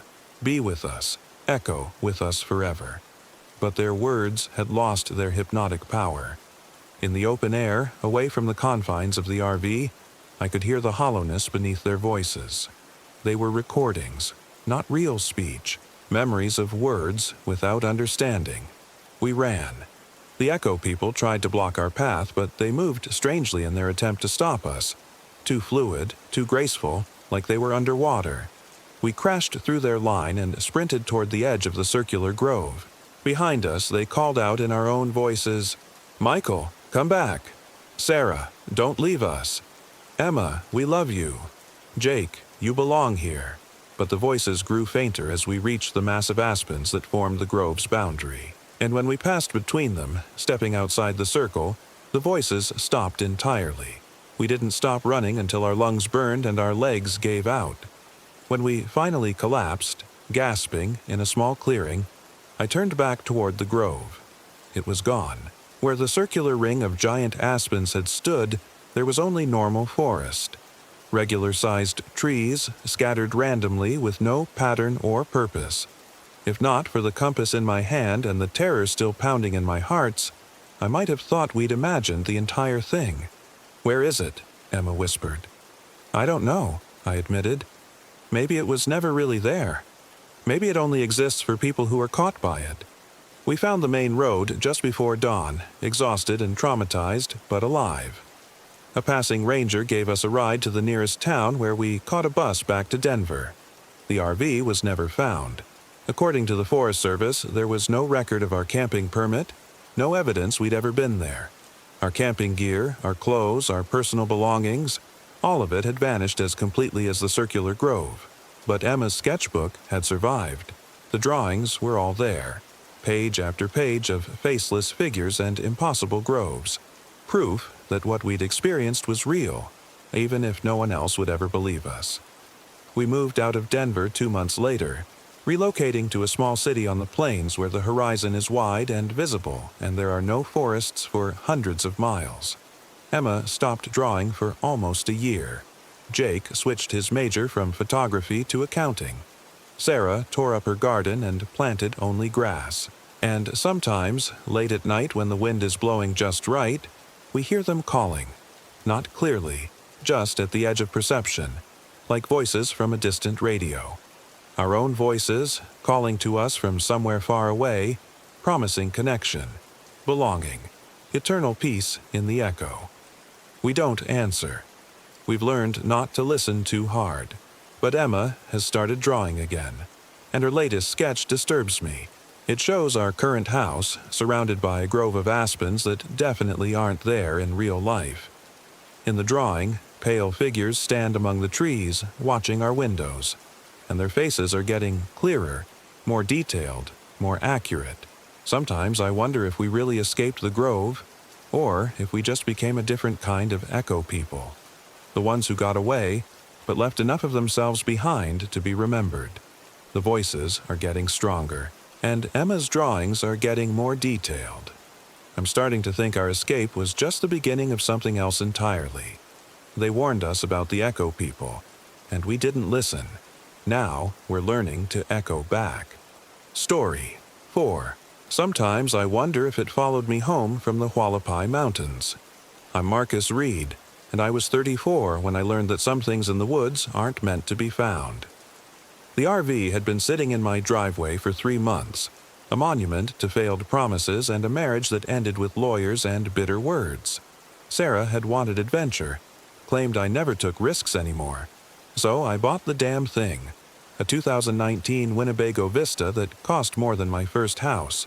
By the time the ink dried on the divorce papers, she was already living with her yoga instructor in Sedona, and I was left with 36 monthly payments on wheels I'd never wanted. But that October, something shifted. Maybe it was the empty house echoing with phantom arguments, or the way my neighbors looked at me with that particular brand of pity reserved for the recently divorced. I needed to prove something to myself, even if Sarah would never know about it. The Hualapai Mountains in northwestern Arizona seemed perfect. Remote enough for solitude, close enough to civilization if things went wrong. The ranger at the visitor center, a weathered woman named Janet, had been helpful but oddly insistent about certain things. "Stay on marked trails," she'd said, her eyes never quite meeting mine. "Don't camp past Aspen Springs, and if the sun starts setting early—" She paused, studying my face like she was memorizing it. "Get back to your vehicle immediately." I'd laughed it off as local color, the kind of spooky nonsense small mountain communities traded in to keep tourists on their toes. What could early sunset even mean? The sun follows a predictable schedule, doesn't it? The drive up Hualapai Mountain Road was spectacular in that bone-deep way that only the Southwest can manage. Saguaro cacti gave way to juniper and oak as I climbed, the RV's engine working harder with each switchback. By the time I reached the dispersed camping area near Wild Cow Springs, the October air had that crisp bite that makes you believe in fresh starts. I chose a spot 50 yards off the main road, tucked between 2 massive granite boulders that would shelter the RV from wind. Close enough to feel connected to civilization, far enough to pretend I was truly alone. The silence was immediate and complete. No traffic hum, no neighbor's leaf blower, no phantom Sarah moving through rooms she'd never see again. The first day passed uneventfully. I set up camp with the methodical precision of a man trying to prove his competence to an absent audience. Leveling jacks deployed, fresh water connected, awning extended to create a proper outdoor living space. I even managed to get the generator running on the first try, a small victory that felt disproportionately important. That evening, I grilled a steak on the little propane barbecue attached to the RV's side, ate it while watching the sun sink toward the western peaks. The silence was so profound I could hear my own heartbeat. When darkness finally came, it came all at once, like a curtain dropping. One moment the peaks were silhouetted against deep purple sky. The next, they were gone entirely, swallowed by a blackness so complete it seemed to have weight. I slept better than I had in months. The second day brought a different kind of quiet, the kind that makes you check your phone for signal bars every few minutes, just to confirm the world still exists beyond the granite walls of your temporary sanctuary. I took a short hike up the Aspen Springs Trail, following a creek that bubbled with the manic energy of recent mountain rains. The exercise felt good, cleansing in the way physical exertion always is when your problems are mostly mental. But something felt off on the walk back. The light seemed wrong somehow. Not just dimmer, but qualitatively different, as if someone had adjusted the color temperature of reality itself. I checked my watch. 4:15 p.m. The sun should have been high and bright, but it hung low and orange, casting long shadows that shouldn't exist for another 2 hours. I picked up my pace, telling myself it was the mountains playing tricks with perspective. Everyone knows mountain terrain can create optical illusions, make sunrise come late and sunset arrive early. But when I emerged from the tree line and saw my RV sitting in what looked like late evening light, my stomach dropped. The dashboard clock read 4:23 p.m. when I climbed into the driver's seat. My phone showed the same time, but outside the light continued to fade with unnatural speed, as if someone was slowly turning down a dimmer switch on the entire world. By 4:45, it was full dark. I sat in the driver's seat for a long time, engine running, headlights cutting weak cones through blackness that seemed to press against the windshield like something alive. Every rational part of my mind insisted this was some kind of weather phenomenon, maybe storm clouds moving in fast from the west. But the sky I could see looked clear, stars already visible in what should have been afternoon light. The generator hummed to life when I switched it on, and the RV's interior lights pushed back the darkness in a way that felt like a small victory. I made coffee, opened a beer, tried to lose myself in a paperback thriller I'd been meaning to finish, but every few minutes I found myself checking the windows, confirming that yes, it was still impossibly dark outside, and yes, my clocks all still showed early evening. I was halfway through my second beer when I heard the footsteps. They started soft, almost like wind moving through dry leaves, but there was a rhythm to them that natural sounds don't have. Left, right, the deliberate cadence of someone walking with purpose. Someone circling the RV. The footsteps stopped directly outside my door. I held my breath, beer halfway to my lips, listening so hard my ears rang with the effort. Nothing. Then, soft as a whisper, 3 knocks on the aluminum door. Tap, tap, tap. "Hello?" My voice came out as a croak. I cleared my throat, tried again. "Is someone there?" The knocking repeated. Same pattern, same gentle pressure, but no voice answered. I reached for the door handle, then stopped. Something about those knocks felt wrong. Too measured, too patient. Like whoever was out there had all the time in the world and knew exactly how this would play out. "I'm armed," I called out, which was a lie. "If you need help, just tell me what you need." The third round of knocking was different.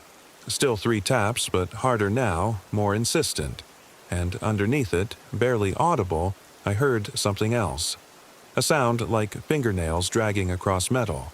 I switched off the interior lights and crept to the small window above the dinette.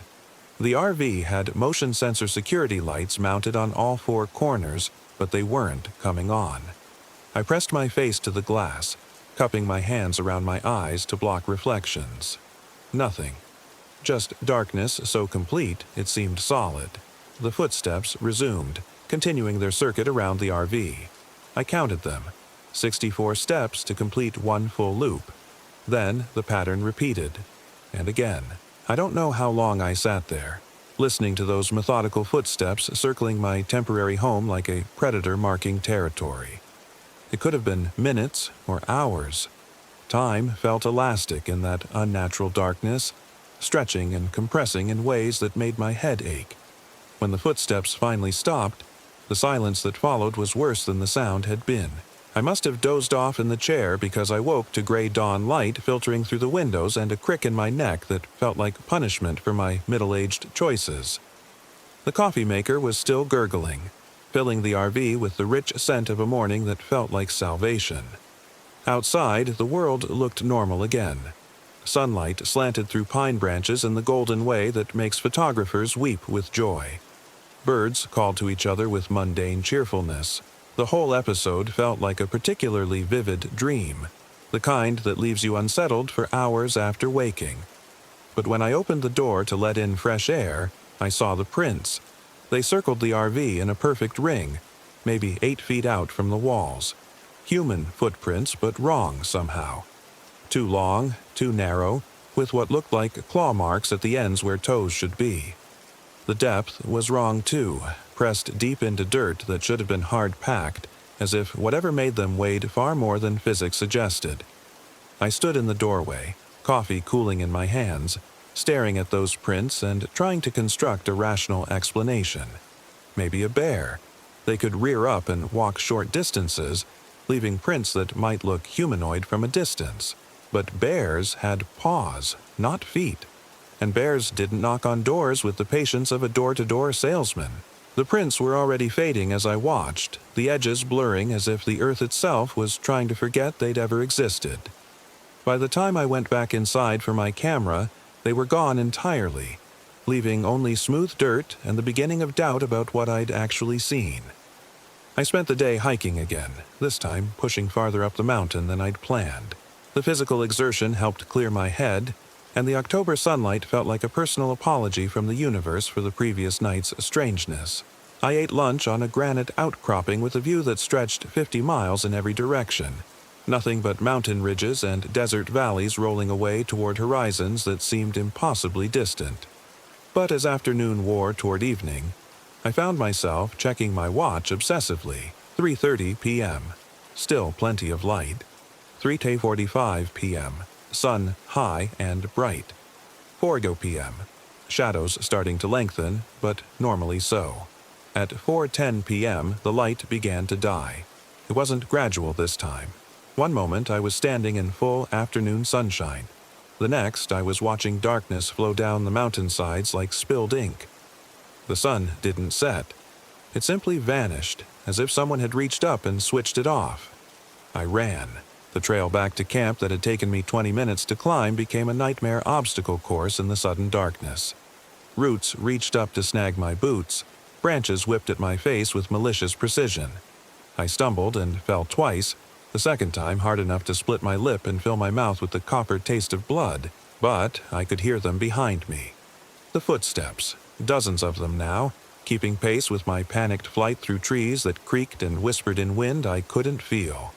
Sometimes they sounded close enough to touch, sometimes they seemed to come from everywhere at once, echoing off the granite faces until I couldn't tell which direction was safe.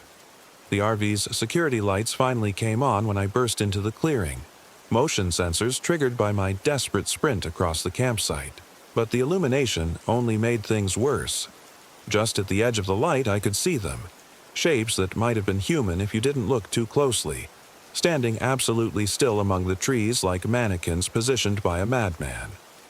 I slammed the door behind me and threw every lock the RV had, including the deadbolt I'd never bothered with before. My hands were shaking so badly it took 3 tries to get the generator started. But finally the interior lights came on and pushed back some of the darkness pressing against the windows. The footsteps started immediately, but this time they weren't alone. Other sounds joined them, scratching at the walls, something heavy sliding across the roof, the soft thump of bodies pressing against the door. And underneath it all, barely audible but impossible to ignore, was a sound like whispering in a language I didn't recognize but somehow understood was describing terrible things in loving detail. I grabbed my phone, thinking I'd call for help, but there was no signal. There had been 2 bars when I'd checked that afternoon, but now the screen showed nothing. Not even searching, just an empty corner where the signal indicator should be. The scratching on the walls grew louder, more insistent. Long, slow scrapes that sounded like fingernails or claws dragging across aluminum siding. I could trace their progress around the RV's exterior, starting at the driver's side and working methodically toward the rear. Then the lights went out. Not just the interior lights, everything. The gentle hum of the refrigerator died. The LED readout on the microwave went dark. Even the tiny pilot lights on the propane appliances vanished, leaving me in a blackness so complete I couldn't see my own hands. The generator was still running. I could hear it chugging away outside, but somehow no power was reaching the RV's electrical system. I fumbled for the flashlight I kept in the kitchen drawer, but my hands were shaking too badly to manage the simple task of opening it. That's when I heard the voice. "Marcus." It came from directly outside the door, spoken in a tone of gentle concern that made my skin crawl. "Marcus, are you all right in there?" The voice was Sarah's. Not similar to Sarah's, not close enough to fool a stranger, but exactly Sarah's voice speaking my name with the same inflection she'd used 1,000 times during our marriage. The same slight upturn at the end. The way she pronounced the R, just a fraction softer than most people. "Marcus, honey, open the door. I'm worried about you." My mouth went dry. Sarah was in Sedona, 300 miles away, Probably doing downward dog with her new boyfriend while I lost my mind in the mountains. But that was definitely her voice, speaking with the patient concern she'd used during my worst depressive episodes. I know you're scared, baby, but you don't have to be alone. Just open the door. I pressed myself against the far wall of the RV, as if putting an extra 3 feet between myself and the door would matter if something really wanted to get in. The voice continued, patient and loving and absolutely wrong in every way that mattered. I left him, Marcus. I realized what a mistake I made. I drove all night to find you. The worst part was how much I wanted to believe it. Even knowing it was impossible, even with every rational part of my mind screaming warnings, some desperate corner of my heart wanted to open that door and find Sarah standing there with apologies and second chances. Please, Marcus. It's so cold out here. I just want to come home. The pleading note in her voice was perfect, exactly the way Sarah sounded when she was trying not to cry. It was that detail that finally convinced me this was real. That somehow my ex-wife had tracked me down in the middle of nowhere for a reconciliation that would fix everything wrong in my life. I reached for the door handle. My fingertips had just touched the metal when I heard it. Another voice, identical to the first, coming from the opposite side of the RV. Marcus, why won't you answer me? I'm scared. 2 Sarahs, speaking in perfect unison now, one at the door and one at the back window. The same words, the same inflection, the same heartbreaking vulnerability. But Sarah was one person, in one place, and that place was definitely not circling my RV in supernatural darkness. I jerked my hand back from the door handle like it had burned me. The voices kept talking, multiplying now, coming from every side of the RV. A dozen Sarahs, then 20, then too many to count, all pleading with me to let them in, all promising forgiveness and love and all the second chances a man could want.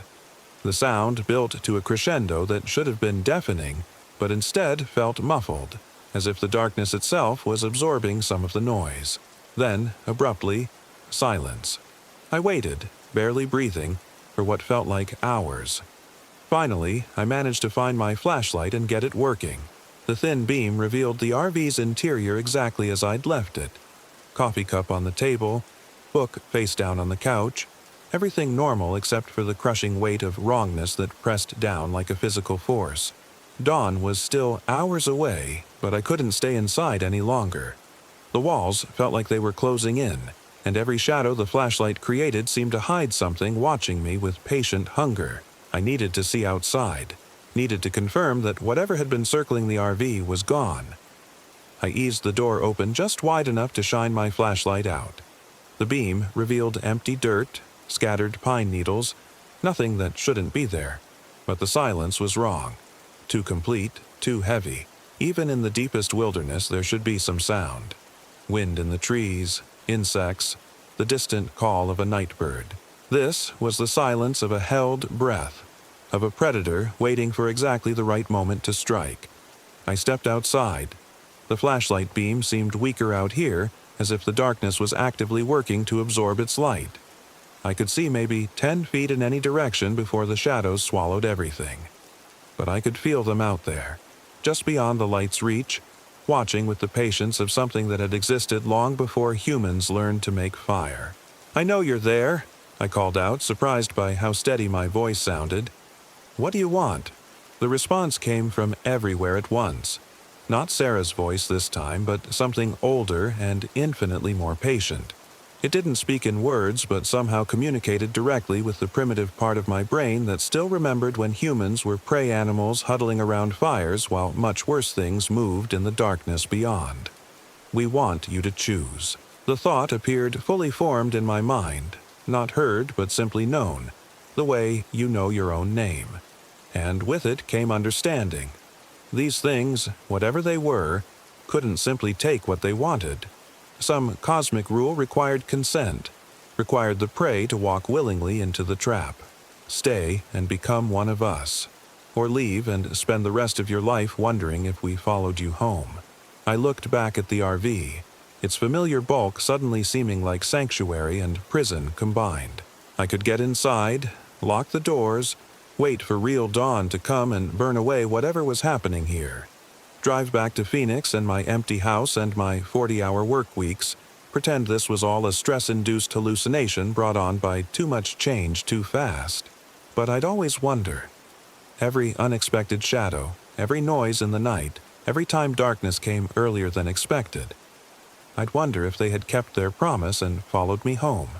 Or I could stay, accept whatever transformation they offered, become part of the darkness that lived in these mountains.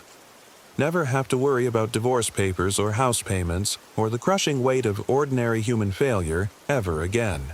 It was tempting in a way that scared me more than anything else that had happened. "No," I said aloud, the word coming out stronger than I felt. "I choose to leave." The darkness around me shifted, and for a moment I thought they would refuse my choice, drag me, kicking and screaming, into whatever existence they offered. But then the oppressive weight began to lift, slowly, like a pressure releasing from a sealed container. Then go. But remember, we know where you live.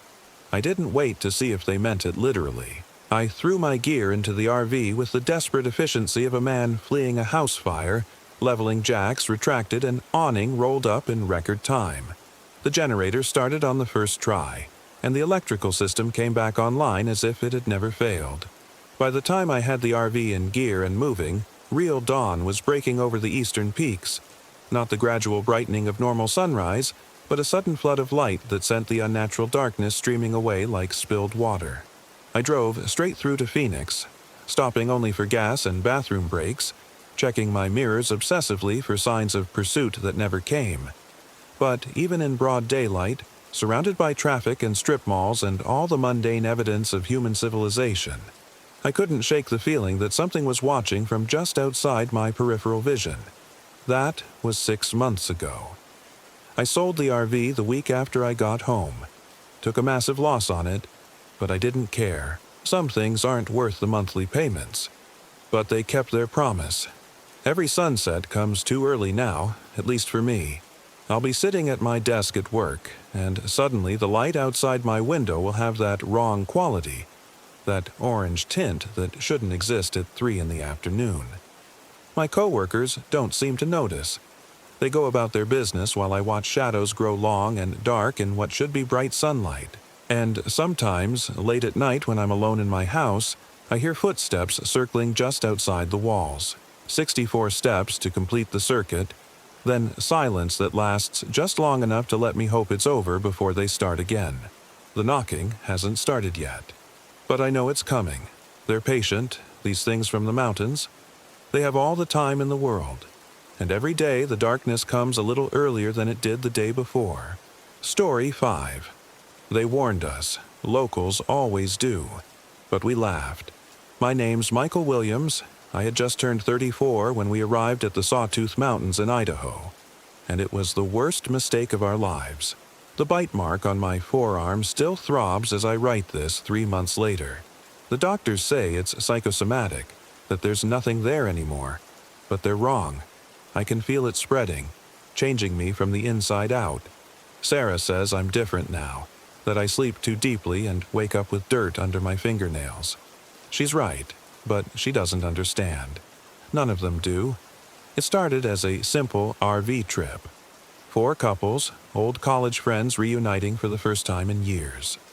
Tom Bradley had bought a massive Class A motorhome after his tech startup sold, and he wanted to christen it with an adventure through Idaho's backcountry. Remote camping, he called it, away from cell towers and civilization. We should have stayed home. The Sawtooth Mountains stretched before us like jagged teeth against the September sky as our convoy of vehicles wound through the serpentine mountain roads. Tom's RV led the way, a gleaming 40-foot behemoth that seemed absurdly large for the narrow mountain passes. Behind him, Jake Morrison followed in his pickup truck, towing a smaller travel trailer. Sarah and I brought up the rear in our Jeep, loaded with camping gear and enough food for a week. "This is incredible," Sarah breathed, pressing her face to the passenger window as we crested a ridge. The wilderness spread out below us in an endless tapestry of evergreens and granite peaks. "I can't believe we've never done this before." I squeezed her hand, feeling the familiar warmth of her fingers. We'd been together for 12 years, married for 8, and these trips with our old college crew had become sacred. Tom and Lisa, Jake and Monica, David and Rebecca, we'd all stayed close despite careers and kids scattering us across the country. There, Tom's voice crackled through the CB radio. Perfect spot up ahead. The clearing sat beside a crystalline mountain lake, surrounded by towering pines that whispered in the afternoon breeze. It was exactly what we'd hoped for. Pristine wilderness with enough space for our vehicles and a central fire pit area. The nearest road was miles behind us, accessible only by the rough forest service track we'd followed for the last 2 hours. No cell service, Jake announced, holding his phone above his head. We're officially off the grid. Perfect, Rebecca said, stretching her arms toward the sky. I need a break from the real world. We spent the afternoon setting up camp in a loose circle around the fire pit. Tom's RV dominated one side of the clearing. Its slide-outs extended to create a palatial living space. Jake positioned his trailer nearby, while the rest of us pitched tents on the opposite side of the clearing. As twilight painted the sky in shades of orange and purple, we gathered around the fire pit with cold beers and camp chairs. The flames danced hypnotically, casting shifting shadows across our faces. This was what we'd come for. The peace, the camaraderie, the escape from our increasingly complicated lives. So, Monica said, poking the fire with a long stick, anyone know any good ghost stories? Actually, David said, leaning forward with the enthusiasm of someone who'd clearly been waiting for this moment. I did some research on this area before we came. The local ranger station had some interesting stories. Oh, here we go, Lisa laughed. David and his spooky research. But something in his tone made me pay attention. David was a journalist by trade, methodical and skeptical by nature. If he was taking local folklore seriously, there might be something to it. The Shoshone tribes avoided this valley for generations, he continued, his voice dropping to match the mood. They called it the hungry place. Said something lived in these mountains that wore the skins of men and beasts. Skinwalker stories, Tom scoffed. Every remote area has them.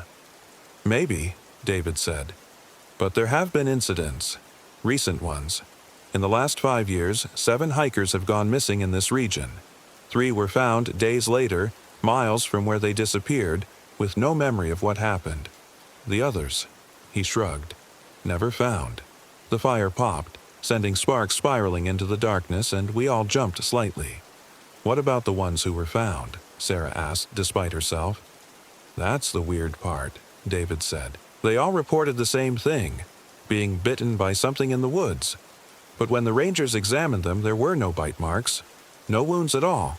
Just psychological changes, aggression, night terrors. 2 of them ended up in psychiatric facilities. Okay, that's enough campfire stories for me, Monica said, standing up abruptly. I'm calling it a night.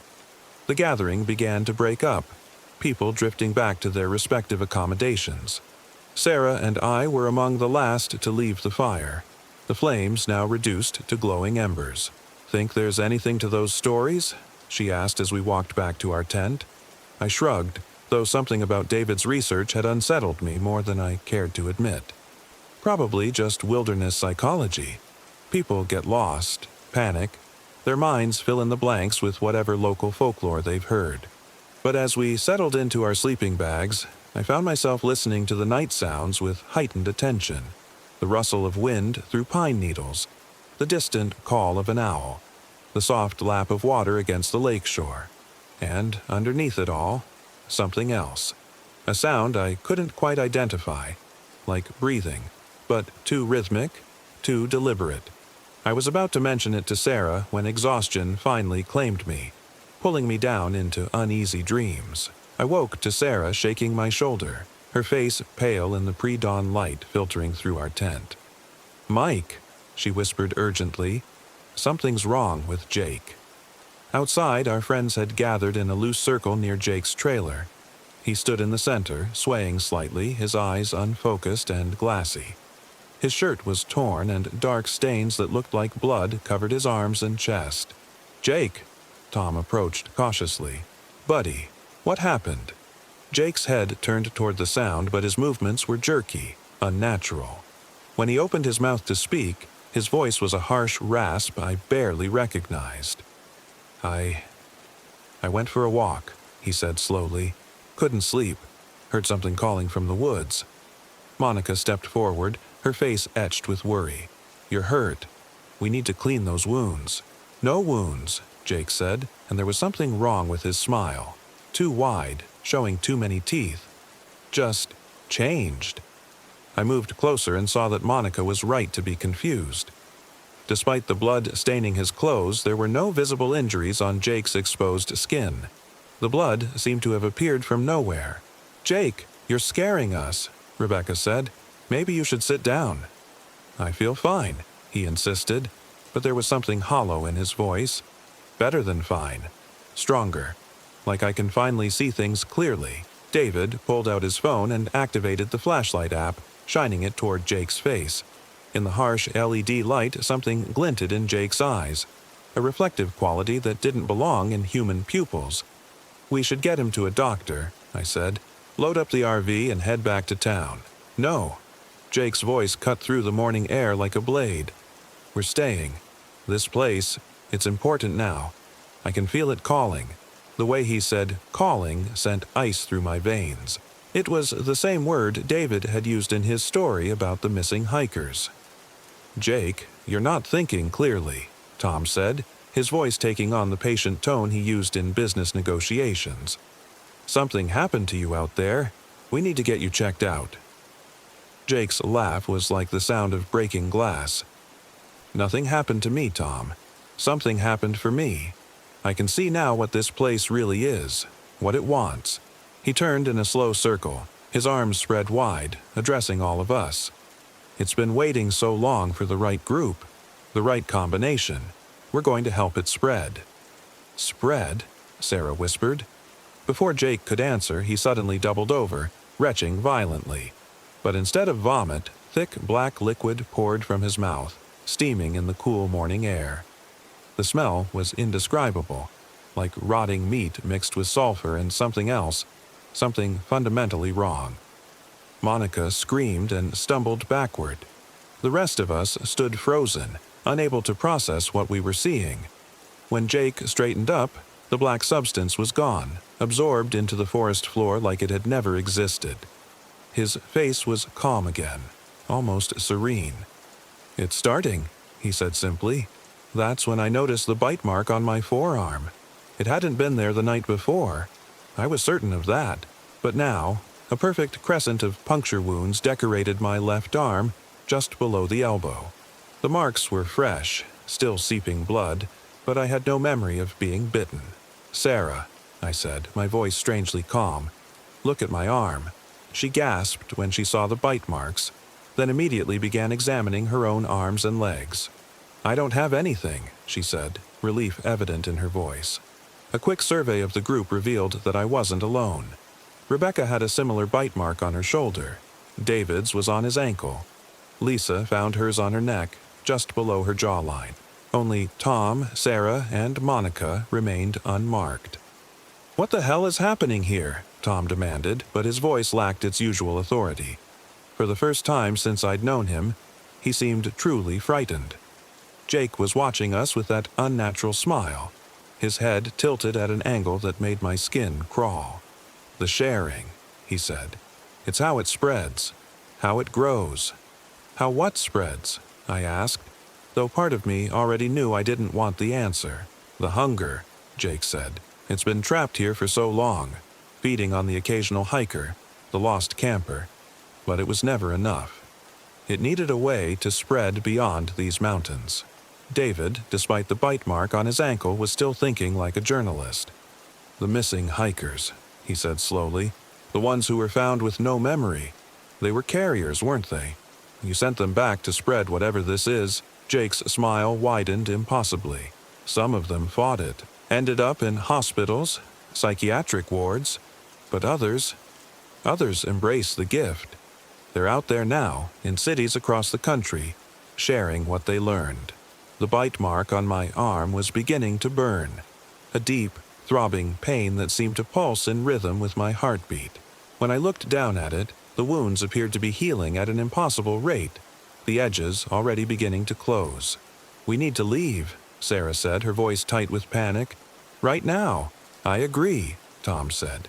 "Everyone pack up. We're getting out of here." But Jake laughed again, that horrible glass-breaking sound. "You can't leave. Not anymore. The marked ones belong to this place now. Watch us," Tom shot back. But as he turned toward the RV, Jake moved faster than any human should be able to move. In the space between one blink and the next, he had crossed the clearing and stood blocking the path to the vehicles. "I can't let you take them away," Jake said, and his voice had changed again, deeper now, with harmonics that seemed to come from multiple throats. "They're still changing. The process isn't complete." That's when I felt it, a tingling sensation spreading outward from the bite mark on my arm. It wasn't painful exactly, but it was wrong, in a way that made every instinct scream danger. "Mike?" Sarah grabbed my hand and I could see the fear in her eyes. "Your eyes are reflecting the light." I touched my face, but it felt normal. When I looked around the clearing, however, everything seemed different. Sharper. The colors were more vivid, and I could make out details in the shadows that should have been invisible in the pre-dawn gloom. Beside me, Rebecca was going through a similar transformation. Her pupils had dilated until they nearly consumed her irises, and she kept licking her lips with a tongue that seemed longer than it should be. David was fighting it harder, pressing his hands against his temples and muttering, "This isn't real. This isn't real," over and over. But I could see the change beginning in him too. The way his head twitched at sounds the rest of us couldn't hear, the way his nostrils flared as if catching scents on the wind. "What did you do to them?" Monica demanded, and I was surprised by the strength in her voice. Jake's head turned toward her with that same unnatural, jerky movement. "I didn't do anything. I'm just the first course. The main meal comes later." The burning in my arm was spreading now, traveling up toward my shoulder and down toward my fingertips. With it came a terrible hunger, not for food, but for something else. Something I couldn't name but desperately needed. "The hunger," I whispered, understanding flooding through me. "It's not just a story, is it? There's something in these mountains, something that feeds on life force," Jake finished, "on the essence of what makes us human. But it can't just take. It has to be given freely. That's why it needs carriers, willing hosts who can spread the infection." Sarah was backing away from me now, and I couldn't blame her. I could feel myself changing, could feel the thing inside me growing stronger with each passing moment. The bite mark had stopped bleeding entirely, the skin smooth and unmarked as if it had never been wounded. But the change was more than physical. My thoughts were becoming clearer, sharper, but also colder. The warm affection I'd always felt for my friends was fading, replaced by something that evaluated them in terms of usefulness and vulnerability. Sarah would be easy to turn. She trusted me completely, would let me close enough to... I shook my head violently, trying to dispel the thought. These weren't my ideas. They were coming from something else, something that had entered me through that impossible bite mark. "Fight it," I said to Rebecca and David, though I wasn't sure if the words came out clearly. "Whatever this thing is, we can fight it." But Rebecca was already lost. The transformation was complete in her eyes. They held no recognition, no humanity. When she smiled, her canine teeth had elongated into points that gleamed in the growing daylight. "Why fight?" she asked, and her voice carried those same impossible harmonics as Jake's. "This is what we were meant to become. Predators instead of prey." David was still struggling, but I could see him losing ground. His hands had curled into claws, and dark veins were visible beneath his skin, spreading outward from the bite mark on his ankle like some kind of supernatural infection. "Tom," I managed to say, focusing all my remaining human will into the words. "Take Sarah and Monica, get to the RV, leave us here." But even as I said it, I knew it was too late. The thing inside me was growing stronger, and it had no intention of letting the unmarked ones escape. They were too valuable, not as hosts, but as food. Their terror and life force would nourish the entity that had made its home in these mountains for countless centuries. Tom seemed to realize this too. Instead of running for the RV, he moved to put himself between the transformed members of our group and the three who remained unchanged. "There has to be a way to reverse this," he said, but his voice lacked conviction.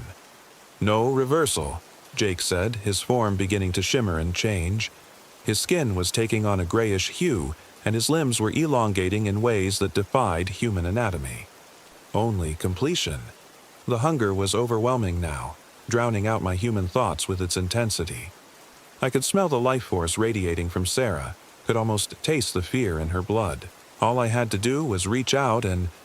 "Mike, please," she whispered, tears streaming down her face. "This isn't you. Fight it." Her words cut through the hunger like a knife, and for a moment I was myself again. The real Mike Williams who loved this woman more than life itself, who would die before hurting her. "Run!" I gasped, using every ounce of willpower I possessed. "All of you, run now." Tom didn't need to be told twice. He grabbed Sarah and Monica, pulling them toward the tree line on the far side of the clearing. They had maybe a 50-yard head start before the things we were becoming would pursue them. But 50 yards in dense forest might as well have been 50 miles. Whatever we were turning into had senses far beyond human normal. I could track their heartbeats, could follow the scent of their fear through the trees. The last coherent thought I had was that we'd brought this on ourselves. We'd laughed at the warnings, ignored the local folklore, and walked willingly into the hungry place. Now, we were part of it. The next few hours exist in my memory as fragments, like scenes from a fever dream. I remember the chase through the forest, moving through the undergrowth with impossible speed and silence. I remember the taste of fear when we finally cornered them in a rocky outcropping near the lake. I remember Sarah's face when she looked at me, not horror, but heartbreak. She could see that whatever had been Mike Williams was gone, replaced by something that wore his face but served a different master. Tom tried to fight. I'll give him credit for that. He'd found a fallen branch the size of a baseball bat, and he swung it with desperate strength when we closed in. But we were beyond physical damage now. The blow that should have shattered my skull barely registered. Monica was the first to be bitten. Rebecca took her down with predatory efficiency, sinking elongated canines into her throat. But instead of blood, that same black substance flowed from the wounds, and Monica's screams faded into something like ecstasy. Sarah tried to run then, but there was nowhere to go. The rocky outcropping was a dead end, surrounded by steep cliffs that dropped into the lake. She pressed her back against the stone wall, holding a small camping knife with hands that shook like leaves. "Please," she whispered as I approached. "Please don't let it take me." And that's when something unexpected happened. The human part of me, the part I thought was completely gone, surged back to the surface. For just a moment, I was Mike Williams again, looking at the woman I'd loved for over a decade. "I won't," I promised, and I meant it. But the promise I kept wasn't the one she expected. Instead of biting her, I grabbed her shoulders and threw her backward over the cliff. She fell 40 feet into the deep mountain lake, her scream cut short by the splash. The thing controlling me roared in fury, furious at being denied its prize. But some small part of my human consciousness had managed that one act of defiance. Sarah surfaced in the lake, gasping and struggling to stay afloat in the icy water. She was alive, but she wouldn't last long in water that cold. Hypothermia would claim her within minutes unless she could reach shore. Tom saw what I'd done and understood. Without hesitation, he dove off the cliff after her. I watched them both disappear beneath the surface and felt something inside me break. Not the infection, that remained as strong as ever. But whatever had been left of my humanity cracked apart, leaving only the hunger. That was 3 months ago. I came back to awareness gradually over the following weeks, like emerging from a long, dark dream. The memories of what we'd done in those mountains are fragmented and nightmarish, but they're mine now. I have to live with them. The official search and rescue report concluded that Sarah and Tom had drowned in the lake. Their bodies were never recovered, which doesn't surprise me. The lake was fed by underground springs and had currents that could carry bodies miles from where they entered the water. Monica was found at our campsite, catatonic but alive. She spent 2 months in a psychiatric facility before being released to her family. She doesn't remember anything about the trip, which is probably a mercy. Jake, Rebecca, David, and I were discovered by rangers 3 days later, dehydrated and disoriented, but otherwise unharmed. We each had slightly different stories about what had happened, but they all involved getting lost in the woods after Sarah and Tom's accident. The authorities attributed our confusion to trauma and exposure. None of us had any bite marks. The thing that lives in those mountains is patient and intelligent. It knows how to cover its tracks, how to send its new servants back into the world without raising suspicion. We look human, act human, pass every medical test. But we're not human anymore. The hunger never really goes away. It's manageable most of the time, like a low-level ache you learn to ignore. But sometimes, when I'm around people who are afraid or in pain, it flares up with an intensity that's almost overwhelming. I've learned to feed it in small doses. A handshake with someone who's grieving, standing close to a child who's lost at the mall, volunteer work at the hospital where I can absorb the ambient suffering. It's not enough to satisfy the hunger completely, but it keeps the thing inside me from taking complete control. Jake has been less careful.